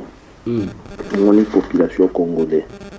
Biso ba congolais toza ba aventurier. Population nyonso wana. Mengana aventurier te? Eza population moko soki balobi bayoki ke lelo Félix Sekedi aleki bake kuna babeti maboko. Ba kaka jour moko bayoki ke Martin Fayulu aza koto bake kuna babeti maboko. Merci. Merci beaucoup ndeko alobi ezana mutu moko te na kati donc batu moko nde bazo tambola mais alobi ke ba congolais baza ba aventurier sauf monsieur Tambo ngana za aventurier te tozo ndeko mususu. Oui, allons ndeko. Oui. Bonjour. Bonjour. Oui, zanga ndeko wa na Allemagne. Nalanda ki yo lobi nengo zolobela makambo ya ba plein. Oyo bato bazobeta tolo pona ba plein. Mais biso toza na posa ya ba plein te, biso toza na posa ya pesa moninga sourire mutu aseka. Danger. Okosala ba plein bato bazo souffrir. Okosala ba plein oyebi souci ya peuple te. Okosala ba plein oza na bosolo te kati na noko na yo. Siko tokobanda ko sepela no na ba plein de soki bango lelo bazolobela ba plein. Siko ide pesa lo banini mutu abanda ba plein banda papa cheche ni Tshisekedi wa Mulumba. Siko bango bazolinga balo bani. Batika biso. Merci beaucoup ndeko nanga tozwa ndeko mususu. Bonjour honorable Eliezer. Bonjour. Stable depuis le Congo Brazzaville. Ouais. Concernant nos leaders politiques. Jean-Pierre Mbemba. Martin Fayulu. Moïse Katumbi et Félix Antoine Tshilombo Tshisekedi. Tous nos 4 leaders-là sont populaires selon ma remarque faite. Il n'y a personne qui peut dire à l'autre que je vaux de plus que toi. Non plus. Tous les 4 sont populaires. Vraiment, merci pour le travail que tu as toujours vaqué du jour les jours. Que Dieu te bénisse. Merci beaucoup. Ndeko aponi nyonso 4 alobitala na bao 4 wana bango nyonso baza populaire. Tozwa ndeko mususu. Voilà. Ndeko Eleza, bonjour. Bonjour. Fachi ndi aza populaire papa. Tala image wana bien, Fachi aza populaire. Ce que tel peu image wana bien, ce que aussi rappela quitter. Tala ndenge bazo tindika lolendo, tala arrivé à Fachi na caméra. Ndenge bazo tindika lolendo. Ça kombi. Molendo lolendo. Tindika lo wala mwana mukemele, lo ye wana nde aza ministre. Soki batindike mutu ako koma ministre te yo pe. Komo na ye molendo, lolendo te. Tozwa ndeko mususu. Bonjour, honorable Eliezer. Bonjour. Eza moko parmi ya bandeko oyo balandaka émission na yo tango nyonso. Oui. nalingi koloba nasepelaka na émission na nalandaka yango mikolo nyonso nga mpe nasepelaka s'il vous plaît parmi oyo aza populaire ndenge olobaki na baimage ndenge tomoni baimage bon namoni ezali l'élu Martin Fayulu na Moïse Katumbi nde bato basalaki plein mpona nga na obenga yango plein donc Martin Fayulu na Moïse Katumbi merci bonjour. Merci beaucoup. Tozwa ndeko mususu. Oui, papa Eliezer. Oui, maman. Nabengi yo pona ndenge olobaki nazobenga yo de Paris pona débat o tiaki lobi pona kolakisa bato na biso ntango baza kozonga na Kinshasa nazali kosala full papa Eliezer. Niveau yo komi okoki kotiela biso débat wana te parce que bato nyonso tu wana ntango bazongaka bamikonzi wana papa Eliezer moko te afandaka na ntango baza koprofite na pasi ya bandeko na biso ya bana na biso baleki na biso rentrée scolaire yango elingi obanda awa yebisa ngai nani yango akoede bango biso motu toza na poto tokomi kozwa bacoup de fil tosalisa bango papa Eliezer wana eza débat ya biso te débat na biso ezali pesa moninga sourire o wana te merci beaucoup mama nanga okoyoka ntango mosusu ntango tokoconclure le pourquoi ya débat wana oza pe na raison mais sinon opération pesa moninga sourire nde yango kaka ndenge tokolobela yango bonjour masolo na député bonjour na lolenge nga na moni Katumbi aleki ba politicien baso presque parce que depuis indépendance s'il vous plaît oui papa loba na yo bazo déranger awa mutu moko te atikala kosala gestion ya malamu ya administration s'il vous plaît na source publique lokola Katumbi oui moko te alors mpona yango meme soki moto akosala tembe Katumbi akoko gagner ata motu na province na ye moko mpona nga Katumbi aleki bango nyonso tu alors bajournaliste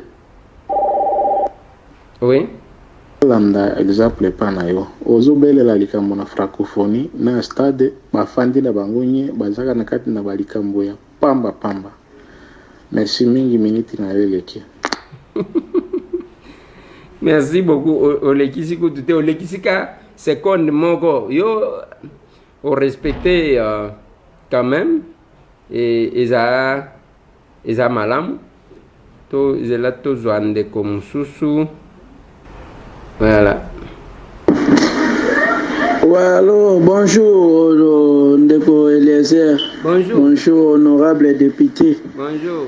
Nzamba pambola na musalo zosala. Merci beaucoup. Biso nyonso tozalaka toujours na koluka kopesa moninga sourire même si bisika toza même si na ba famille tozolukaka. Bon par rapport ya sujet olobelaki ya ba plein nga na opinion na ngai natali ba vidéo na presque nyonso après mission natali ba vidéo ya tokomi wapi ye ba filma ya ba biloko wana nyonso par rapport ya nga na analyser que la bato yo bazalaki na plein makasi yo basala pena plein eza Fachi na Vital Kamerhe parce que IDPS eza la partie qui est restée fidèle avec PPRD au bazala na plus ou moins bato belé. Et Sangisana INC, c'est ça qui a fait beaucoup déjà. Pour moi, c'est IDPS, il y a Fatih Beton, na Kamerhe. Merci beaucoup, Ndegonanga. Tous les gens qui sont là, ils peuvent perdre nani, na comprendre. Tous les gens qui sont oui, Ndeko Eliezer. Oui. Bonjour. Bonjour. Oui, réponse nangeza kaka pona likambo ba plein. D'abord, ezano likambo plein, ezano likambo olopela na nkutu te. Yo moko o lakisi ba plein, o moni plein oyo ya président Félix mukolo ya arrivé na ye omona mutuka donc sala kaka ke comparer kaka kobanda kaka sorti à aéroport ti omona quartier 1 basala combien de temps kobanda aéroport pour mona quartier 1 comparer nanu kaka na ba plein nyonso wana oyo tsaki wana à part ya Lubumbashi ya nani ya Moïse Katumbi na Kinshasa comparer kaka ba air Fayulu abimaki air nini na aéroport akomaki entrée ya quartier 1 air nini président Félix abimaki air nini bakomaki na quartier 1 air nini à partir ya ba air wana nde suko komona keno mukonza ba plein ezakaka président Félix. Merci. Merci beaucoup Ndeko Nangai. Na lingina zwa Ndeko Mususu. Bonjour Ndeko Lézère. Bonjour. Moi c'est Monsieur John Kombe. Oui papa. Bon, à côté là ba image ndenge olexaki angolobi, tout est clair et la popularité de l'actuel président Félix Tshisekedi est incontestable. Cela se prouve par d'abord le jour de son retour à côté de Caméré et puis le jour de la marche que l'IDPS a mobilisé. C'est incomparable, donc il reste le plus populaire. Merci. Merci beaucoup. Tozande Komsusu. Oui, à Sali 1 minute 28, on ne saura pas le prendre. Nous sommes désolés. On a parlé de 50 secondes. Tozande Komsusu. Bonjour, Ndekonezer. Bonjour, maman. Bonjour, on a lobby boye. Oui. Alada qui lobby vidéo na yo makabo ba plein. Ina loba boye pona makabo. S'il vous plaît. Oui, maman. Na se présenter na kombo na Lutumba na vande na Luanda. Pona kambo ba plein to ko sela ngo débattre. Félix aleki na ba plein. Pona nini ba marche ya IDPS eza ba marche ya résistance par rapport ba marche oyo bato alamuka basali na FCC basali pona ba plein eza kutulikamba ko sala ngo concurrence te IDPS asala ba plein alors ba plein na bango eza difficile. Oui. Ba ça c'est beta ba gaz lacrymogène ezo beta eza différent na oyo ya lamuka. Merci mingente ko les. Merci beaucoup maman tozwande komsusu. Bonjour Ndeko Eliezer. Bonjour. Par rapport à l'arrivée entre Fachi, Jean-Pierre Bemba et Martin Fayulu Nakin, et comprenons d'abord M. Chris. Arrivé à Liboso, notre premier ezali M. Président Fachi, Yami Balé ezali Martin Fayulu et M. Jean-Pierre Bemba. Là-bas marche à Liboso, ils ont marché à IDPS, pas de bandeau partout et non bandeau qui ne reçoit pas tout. Pas de bandeau qui m'a partout, dans ma douce union. Au Tikingasani, et non qui ne reçoit pas, on a une pour marche, non. Yami Balé, ça marché à Jean-Pierre Bemba. Yami Sato, ça marché à Batu, à PPRD, où ils ont marché à Batu et à Bama TV. Ok, merci beaucoup. Tous Wande Omsus. Alors, bonjour, Ndeko Eliezer. Bonjour. Pardon. Oui. Nani soro tout à l'heure lobby. Yemo yebi. Est-ce que vraiment l'itamba ba plein? Hein? L'itamba ba plein, image de loba. Yemo ko loba bien, personne moninga sourire, mais est-ce que total non l'image kaka yango moko ndezo loba. Voisin pena, est-ce que voisin pena ce pena de télémis pena il est pesi boy, na voisin. Est-ce que ba voisin pena ba ko télém? Wana eza voisin seconde nani. Première soignant. Tout c'est la seconde deuxième soignant ba ko soa. Okomona kaka yo moko. Merci beaucoup. Tozande omsusu. Bonjour Ndeko Eliezer. Bonjour. Oui. Ngaya Donna depuis Londres. Oui papa. Boni masolo abiak. S'il vous plaît. On va classer dossier T. Bon, pour la masolo ya ba plein de konangai ba plein au extérieur ya sala na mboka na Etienne Tshisekedi. Tout monde na sala ngote. Donc les autres masolo ba plein T parce que ba plein mikolo yo. Ils ont appelé mon même sur la division, ba tribalisme, ba népotisme comme ça au yoyibi. Les gens qui nous ont appelé leader, on s'est fait ba plein na yo. Ma solo ba plein to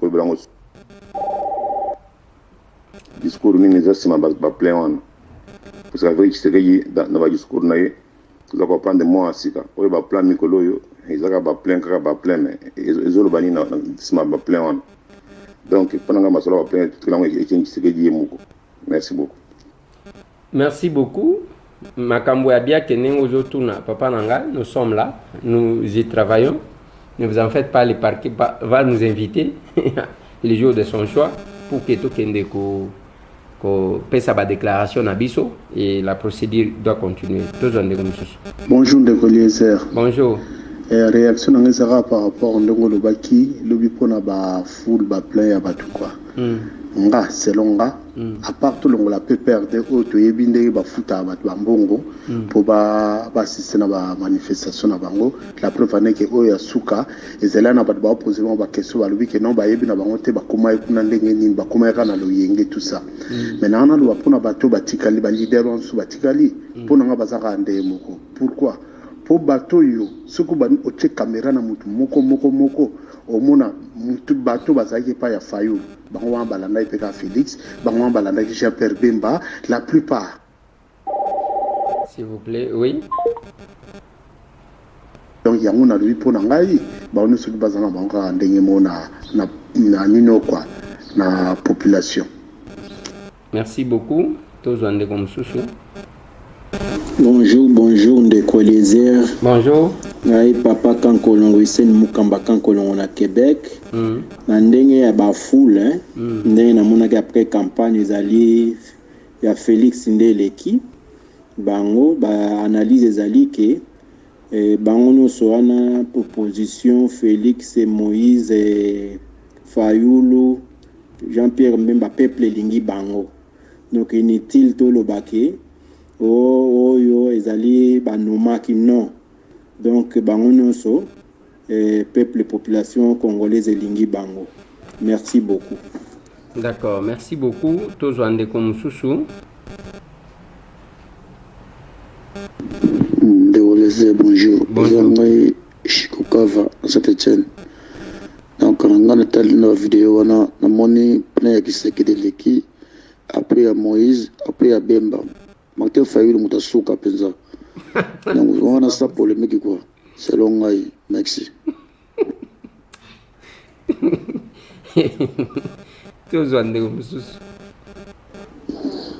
Mwana kolo lupangu akoma bayer Ndeko Eliezer. Bonjour.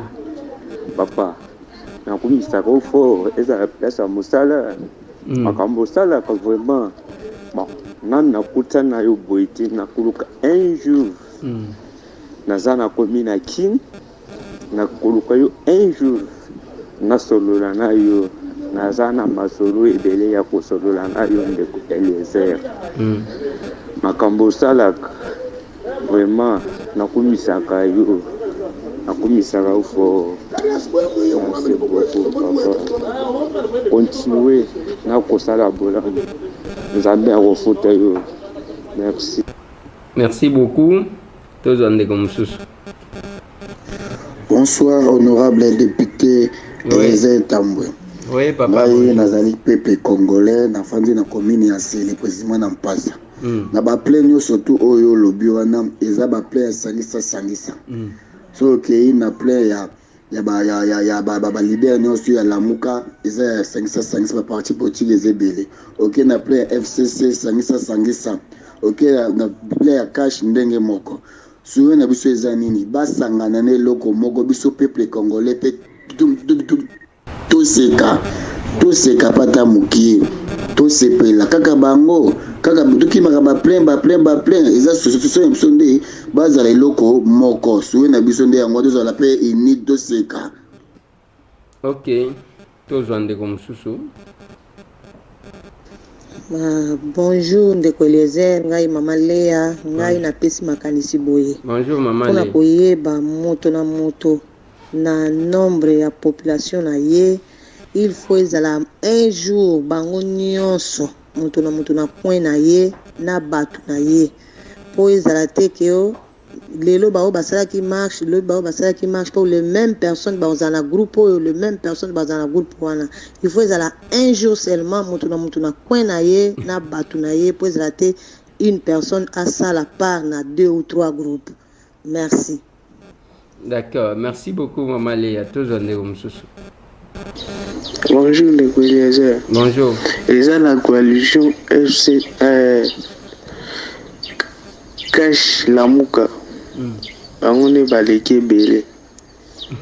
À part ça, je salue à part ça mon gouverneur Joseph Stéphane Mukumadi. Ah. Oyeko pesa Joseph Stéphane Mukumadi au balobiki akiko recruter ba mercenaires ba tukuna ba sala chasse à l'homme yope. Ok, tous en est. Bonjour Ndeko Eliezer. Bonjour. J'aimerais répondre à la question que vous avez posée hier. En matière de popularité, ça, la comparaison ne suffit même pas. Quand le président Félix Tshisekedi était rentré de Genève, il a fait un plan, mais il y avait la pluie. Par rapport aux autres, il y avait beaucoup de gens. Et puis, vous n'avez pas montré toutes les vidéos. Quand il était allé à Mbushima, vous n'avez pas montré. Quand il était allé à Lubumbashi, vous n'avez pas montré. Il y avait beaucoup de gens. Ce que les autres aussi ont fait, ce n'est rien. Vous allez dire seulement que c'est Cameroun. Non, même pas. Il y avait des plans, il n'y avait même pas de places où marcher. Mais si vous voyez bien, les autres marches ici, il y a des endroits pour marcher. La marche de l'IDPS, on a avancé, on était presque arrivé. On était presque arrivé au palais du peuple. Mais c'est de la Mouka, ils sont arrivés jusqu'à l'échangeur seulement. Merci beaucoup. Merci beaucoup. C'est Kevin, je pense. Ok, merci. Oui, bonjour honorable député Eliezer Tambo. Bonjour. Bon, d'après mes analyses, ce que j'ai fait hier lorsque j'ai vu les vidéos que vous avez lancées sur votre chaîne, moi je trouve que la personne qui est plus populaire dans tout cela, c'est Félix Tshisekedi. C'est ça mon point de vue. Comme c'est ma première fois aussi que j'ai envoyé l'audio, je suis très contente que ça va passer. Merci beaucoup, honorable Eliezer Tamboué. Merci beaucoup, on vous porte à cœur vraiment. Merci vraiment. Moi, c'est maman Iguette, madame Iguette Ngoï. C'est madame Iguette Ngoï. Merci et bonne journée à vous. Merci madame Iguette. Yayo, vous avez une chance, vous avez un balamoko et l'équipe balamoko. Bonjour papa. Papa Eliezer. Bonjour. Qui vidéo ana ya lobby. Mais mboka eza na moko ya cash na IDPS. Na profiter na moment oyo. Mbona ngai d'abord eza Messi Edo na commune na Mbonga Fula. Na profiter na moment oyo pour dénoncer makambo ezole kana ministère ya transport. Il y a un ça ne va pas là-bas. OK. Papa Eliezer boza honorable. Oyi olobela ngote. Nini yango ezoleka bazolongola bato tongo butu moi bazobakisa bato tongo butu moi na bastructure bato bazokende bachômage sans cause tozoyeba te est-ce que bosala biso ata eloko moko te mpona situation wana na ministère ya transport. Merci beaucoup. Nayebaki te nga nayebika makambo ya OGFREM nde bato bakonsultaki nga balobi OGFREM kuna ekomi makambo kaka ya modèle wana. Bonjour Masolona député. Bonjour. Na ba plein oyo aleki nyonso ye wana zo diriger lelo ba plein na ye eleki kaka chamutu chanzambi sanzambi. Merci beaucoup. Bolinga ko sala ka commentaire à modèle boy.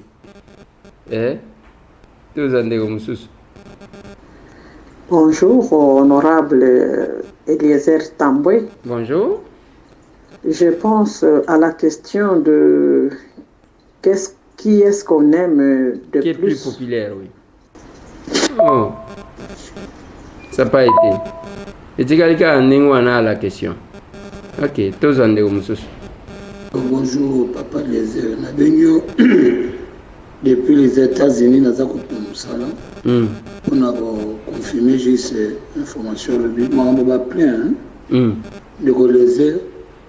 Que le baron soutient, on est mis à IDPS et confirmement sur le côté. En matière, il faut batika N au bateau salavana, et qui ne vient musique. Les Kino doivent comprendre une chose, les Kino batika ba sentiment, distraction, il y a un droit ba musique, ba bemba, et si va passer ba tana bango, si va passer la table très époque, il y a Félix na politique qui n'a vu donc tout soutenir en donc et puis en plus FCC ça là vraiment marche bakuna ba moni ba shada na bakuna nyoso na kati ya groupe afula bato ole ba lapider ba mata mabanga ba éliminer ba kufa libela ce sont des aventuriers des voleurs ah yo be makamto boya kinne yango anati ya kufinga bato awa ko lapider bato tozande comme ça. Bonjour de collègues. Bonjour. Fayulu à l'équipe on a plein. Fayulu à l'équipe. Plein de Fayulu. Il colle plein de Fayulu. Plein de Fayulu. Ok, merci beaucoup tozande comme ça. Na ba marche nyonso salama. Marche eleki na population to ko arriver eleki ezaka arriver à Jean-Pierre Bemba tanga ya kinde kata makam. Ok.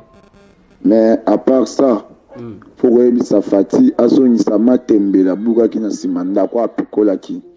Akoki jamais au Kangamadou, Sunyon, surtout, tu vas vivre en ango, tandis qu'il y a un bongi si Makambouté. Oh, Matembela, Matembelo, Ngana Zoé Bate. Tous en dégomsus. Bonjour, honorable. Bonjour. Bonjour. Ngana fait sa contribution par rapport à Bafoul. Premièrement, la foule et Bosso, ils en ont nos président de la République. Et s'il vous plaît. Deuxième personne, ils ont eu des colliers pour charmant. Ils ont la foule, ils ont coûté au lobelaté et après, mais sinon. Les gens ont donc deux personnes au basala la foule à craquer. Merci beaucoup. Mais ngana zana kacha compétition te yope yo kotsangana makamongo. Tous en dégomsus. Ah, là-haut Italie, ba foule. Ma solo Italie ba foule yo mo yebi. Ah na Congo. Ezaka IDPS Fati Beton. Yo mtoleki ba onyonso. Donc discussion que tu as été l'examen message nangai to linga ko mingi to landa ko chaque jour. Donc Fati Betonde kolo masolo quoi. Yem to l'équipe ba nyonso. Abanda nango asuki sa nango pe. Donc to suki kawana. Donc banga ezala te quoi. Merci beaucoup. Je pense que Nazo soit deux personnes pour nous aussi ça. Je ne sais pas si je sais. Toujours Oyo. Bonjour Ndeko Eliezer. Bonjour. Nga komola nga maman Odia. Oui maman Odia. Message au nazo tinda partir à Valenciennes en France. Oui maman. Nalanda qui émission dans le lobby. Oyo il s'agit à plein. En tout cas il y a rien à dire. Félix Moutouasala qui va plein. Koleka batu nyonso, Sima Moïse Katumbi, et puis Jean-Pierre Mbemba, Martin Fayulu azoya na Sima, Marie Martin Fayulu bazaki groupe, bango nyonso. Mais Félix s'est retrouvé avec deux personnes, mais ça qui plein koleka bango nyonso. Voilà ma contribution. Merci, bonne journée. Merci beaucoup maman. Et je suis en train de voir comment terminer cette émission. Oui, allô? Bonjour, Ndeko Eliezer. Eza Diekabang aux États-Unis. Jusqu'à l'ingénieur, va plein. Vraiment, va plein wana et si tu lemba. Dans mon tunion, ça comment Kosala va plein. Maramba va plein wana et si tu bayango. INC plein, IDPS plein. Maramba va plein wana. Eza les sous les cambo ya rolobelate. Ya motu eza qui est ya kota la place changement ezali place makambo ezo marcher bien mboke kende liboso maraba plan et si to baya to soutenir président de la République na vision oyo azanango mboke avancer et kende liboso maraba plan et si to lemba onde ko Eliezer nde ya mukena lingana loba yango wana. Merci beaucoup. Merci beaucoup. Tous on est comme sous. Oui, bonjour papa honorable Ndeko Eliezer, député nanga on a linga mingi, le député nanga on a fait sa voix nanga donc on a rien à poser juste parce que nalandaka yo vraiment mingi na air na temps nyonso ndenge obanda na mpoka. Mais ce que je peux dire c'est quoi, omoni Martin Fayulu aza le seul unique soldat du peuple oyo azaki peuple bavota ye d'abord massivement. Deuxièmement, na popularité yo moko ozomona bien baimage ezoloba eza na nkutu ya koloba te to ya boyeboye te.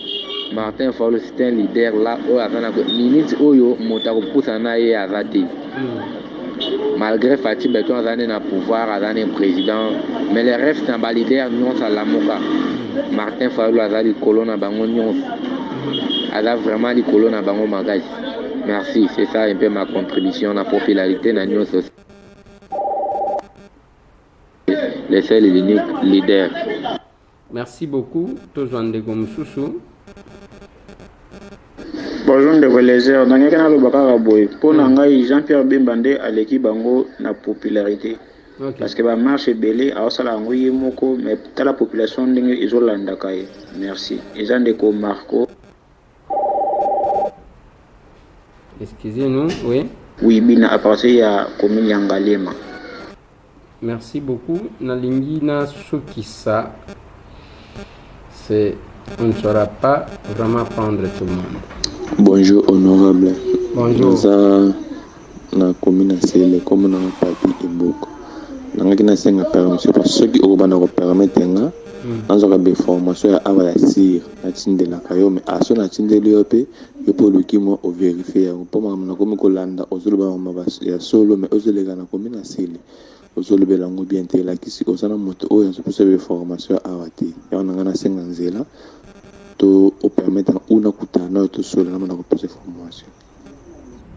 C'est bon de ko information ko banda ko tinda ngo parce que tuzana bande ko bazana ari wara ba batindela kabiso ba information to kutana na bangote on peut le faire. Tozo ceux qui sana oyo. Bonjour honorable, bonjour na balandinyo c'est à émission Masolo na député. Bonjour. Par rapport à la question autour ya koyeba qui a la majorité na mboka o personne ne peut se dire que ngai naza na majorité koleka bato nyonso parce que soki otali eza kaka bato moko wana nde soki Fayulu bake Fayulu, soki Mbemba bake Mbemba, soki Kabila bake Kabila, soki Félix bake Félix, eza quand même peuple wana. Eza te ke bango bazalaka mutu na bato na c'est le même peuple. Soki ke ya solo tolingi to peser popularité alors tolobaka mukolo moko bato nyonso babenga population na bango totala nani aleki moninga mais pona ngai bato nyonso wana bakoki ko se monopoliser kolobaka eza peuple nyonso eza simana ngate. Merci beaucoup wana tosukisi wana. Je suis d'ailleurs en difficulté avec mes collaborateurs qui estiment que temps ezokende mais avant na silisa nazoloba d'abord une chose. Ezana bande ko bako tindela kanga ba message na lobaka na bino ceux qui ozo tinda message naibi qu'est-ce qui s'est passé ezana ba information oyo balobi anon now address. Donc je ne sais pas ce que ça veut dire exactement mais au komona ba message ya bato belezo bimana adresse wana mais il y a pas de numéro. Je ne sais ni répondre au message ni réagir ni quoi que ce soit. Yangona lobaka. Ce qui a commis message et sengeli mutu commis numéro na yo na se et ko permettre que ceux qui numéro bimi masqué to ko répondre yo. Makambu ya plein ezali à grand prêtre Tshisekedi président Félix aye ko hérité yango oyo aboyi asala mukili na ye wana papa Isaac. Bon, je pense que nazo suki sawan bolandi moi débat wana parce que il faut toper sa cabino la différence auto sala kana masolona député ezana temps ya kebino peuple ndé mutu bokolo lobi na kolobi sabino lisusu na sujet mususu nazo pe sabino devoir aw objectif poursuivi ezaya ya kotali sa popularité ya mutute maman moko alobi wana on peut être populaire tout ce que vous voulez. Mais population wana est-ce que ozo sale la bango oyo bango bakoki ko se retrouver ou bien oko bendaka bango pour que yo o vivaka na ndenge na yo. C'est une question. Deuxième préoccupation. Et là, quand on a fait un sondage en direct, on a sélectionné Moutouté, Batunde, Bazo Benga. Parce qu'on a Kinshasa, ils ont vendu là qu'on négocie avec un sondage. Les députés les plus populaires, Babi Missimout. Au comité, on a vu les députés qui ont dans le Parlement. Au côté là, na base na yango to kakata eloko mon côté. Mais Abimi quand même le plus populaire. Il est allé acheter les sondages. Je regrette que les sondages sont crédibles.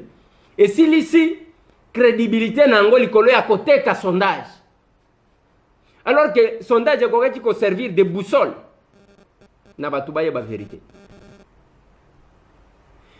Et ceux qui botali o Salemi, Nataki FCC qui représente Joseph Kabila, Naté Moïse Katumbi, Naté Félix Antoine Tshisekedi Tshilombo, Naté Martin Fayulu Madidi, Naté Jean-Pierre Bemba Gombo, ainsi de suite. Tant on Naté Batouana, Nalinga qui to ressortir une chose, que bande qu'on abisso surtout ba mususu na ba réseaux sociaux, surtout ba oya diaspora. Quand vous prenez attention que vous amouté mamabe, to sonde a.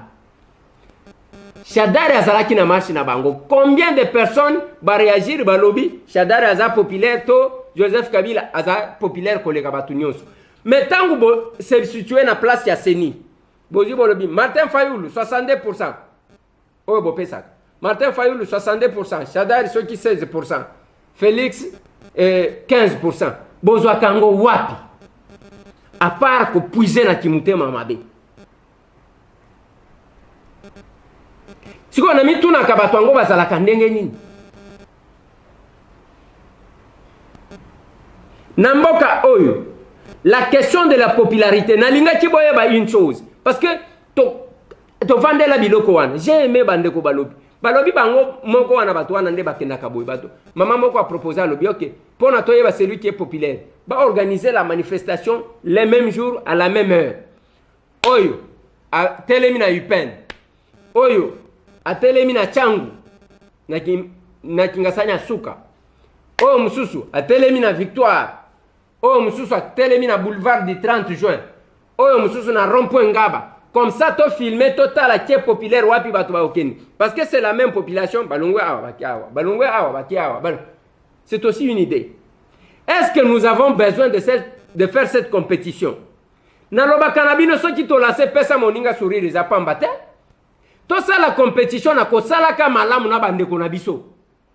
Et non exploiter bande konabiso pour na ba intérêt na biso moko sans avoir vraiment le cœur de servir. Je ne veux pas aimer. Tangu vient anga Adolphe Muzito, azolo ba ke ba investisseur ba koyate. Ce pays-là sera ingérable. Papa nangai. Mboka na biso tango zobo ya ba investisseur baya.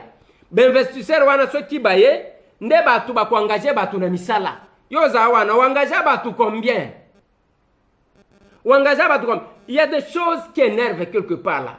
Parce que ceux qui sont investisseurs, tu sais qu'il y a des gens qui ne travaillent pas d'investisseurs. Ceux qui sont investisseurs, Katumbi à Kolongwa, qui ne travaillent pas d'investisseurs.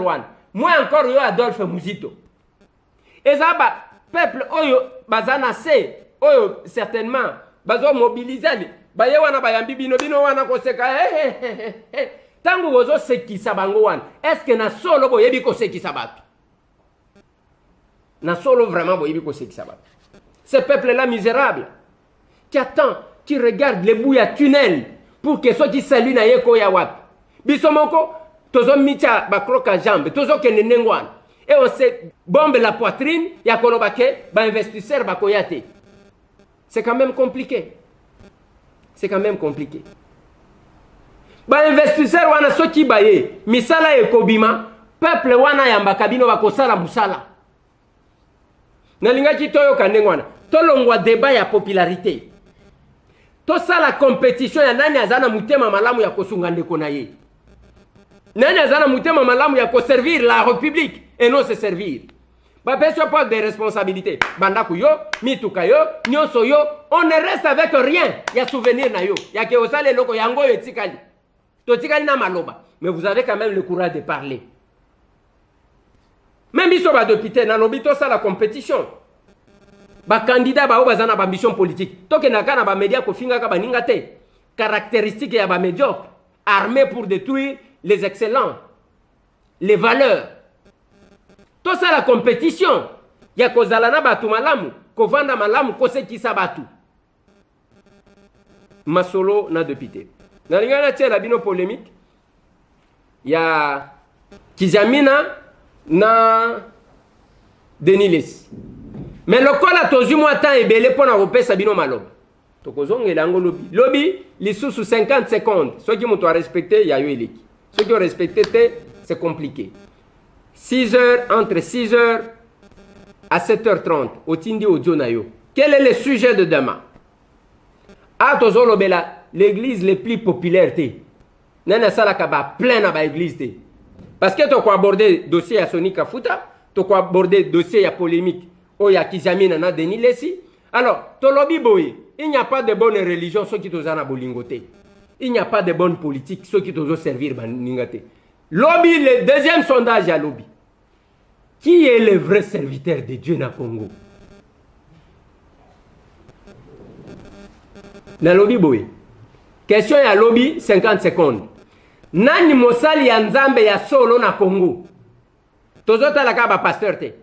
Tokozo ba imam, tokozo ba religion nyonso to wana soki oyebi Malkari, soki oyebi nini Primacuria, soki oyebi Rose-Croix, tout ce que vous voulez. Tout ce qui a trait à la religion. Nani azali musali ya nzambe ya solo selon yo? C'est la réponse que nous attendons demain. Au Koraté, entre 6h à Kinshasa, na 7h30, au Tindi na fourchette, on a 50 secondes. Parce que pour nous sa réponse, on a même 20 secondes. 20 secondes, parce que Zaka Kombo Moutou.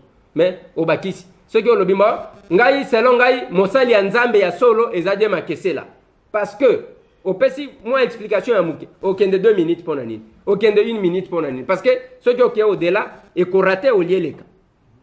Nani a to uti na ba politicien na kozonga pe na ba politicien to lobeli ba plainte to kozonga na kotuna bino mutuna mususu sur les politiciens na ba principe moko na opesa bino mais lobby yebisa bango yo peut intervenir selon yo na Congo nani azali mosali ya nzambe ya solo imam ya solo pasteur ya solo apôtre ya solo bishop ya solo a totangi kombo abatote chez les politiciens to la kisa ke ba moi foule ya mike lobby tozo zelaka ba kombo possibilité ezali soki otindi soki ozana photo ya pasteur ango poni soki imam soki nani otinde libiso comme ça tango zo tanga kombo na eto ko tiela to ko tanda bango boy to comprendre comment parce que même Christ a fait les sondages na ba disciple na ye atuni bango batu bazolo bananga ke nazali nani. Tango balobi après talibango siko bino bozolo bakingana zanani lobby wafwa washala lobby sans sentiment sans injure nani azali mosali ya nzambe ya solo selon yo wana tozocha memba toyo basal mbelaka nzamba bayindo bayindo tout ce que vous voulez tozocha bango nyonso selon yo nani mosali ya nzambe ya solo. Plus de 143 998 311 332. Masolona de Pité, Bozo Bambote Bisika Nyoso Bozwami, Baoba Kolanda Biso, Nariwara na Radio Simba, Baoba Kolanda Biso na 7 Media na Mwana Ditu, Baoba Kolanda Biso na Radio Soleil. Sotio Ligné Leka, lobby 6h à Kinshasa, 7h30, na fourchette one, Neto Kozwaba Audio one. Qui est le vrai serviteur de Dieu? Voilà. Tomona ni bande konangai, mais ceux qui bokebite, to korate compétition. L'icolo ya état et à stade des martyrs. J'insiste et je l'ai dit. Tomona. Merci.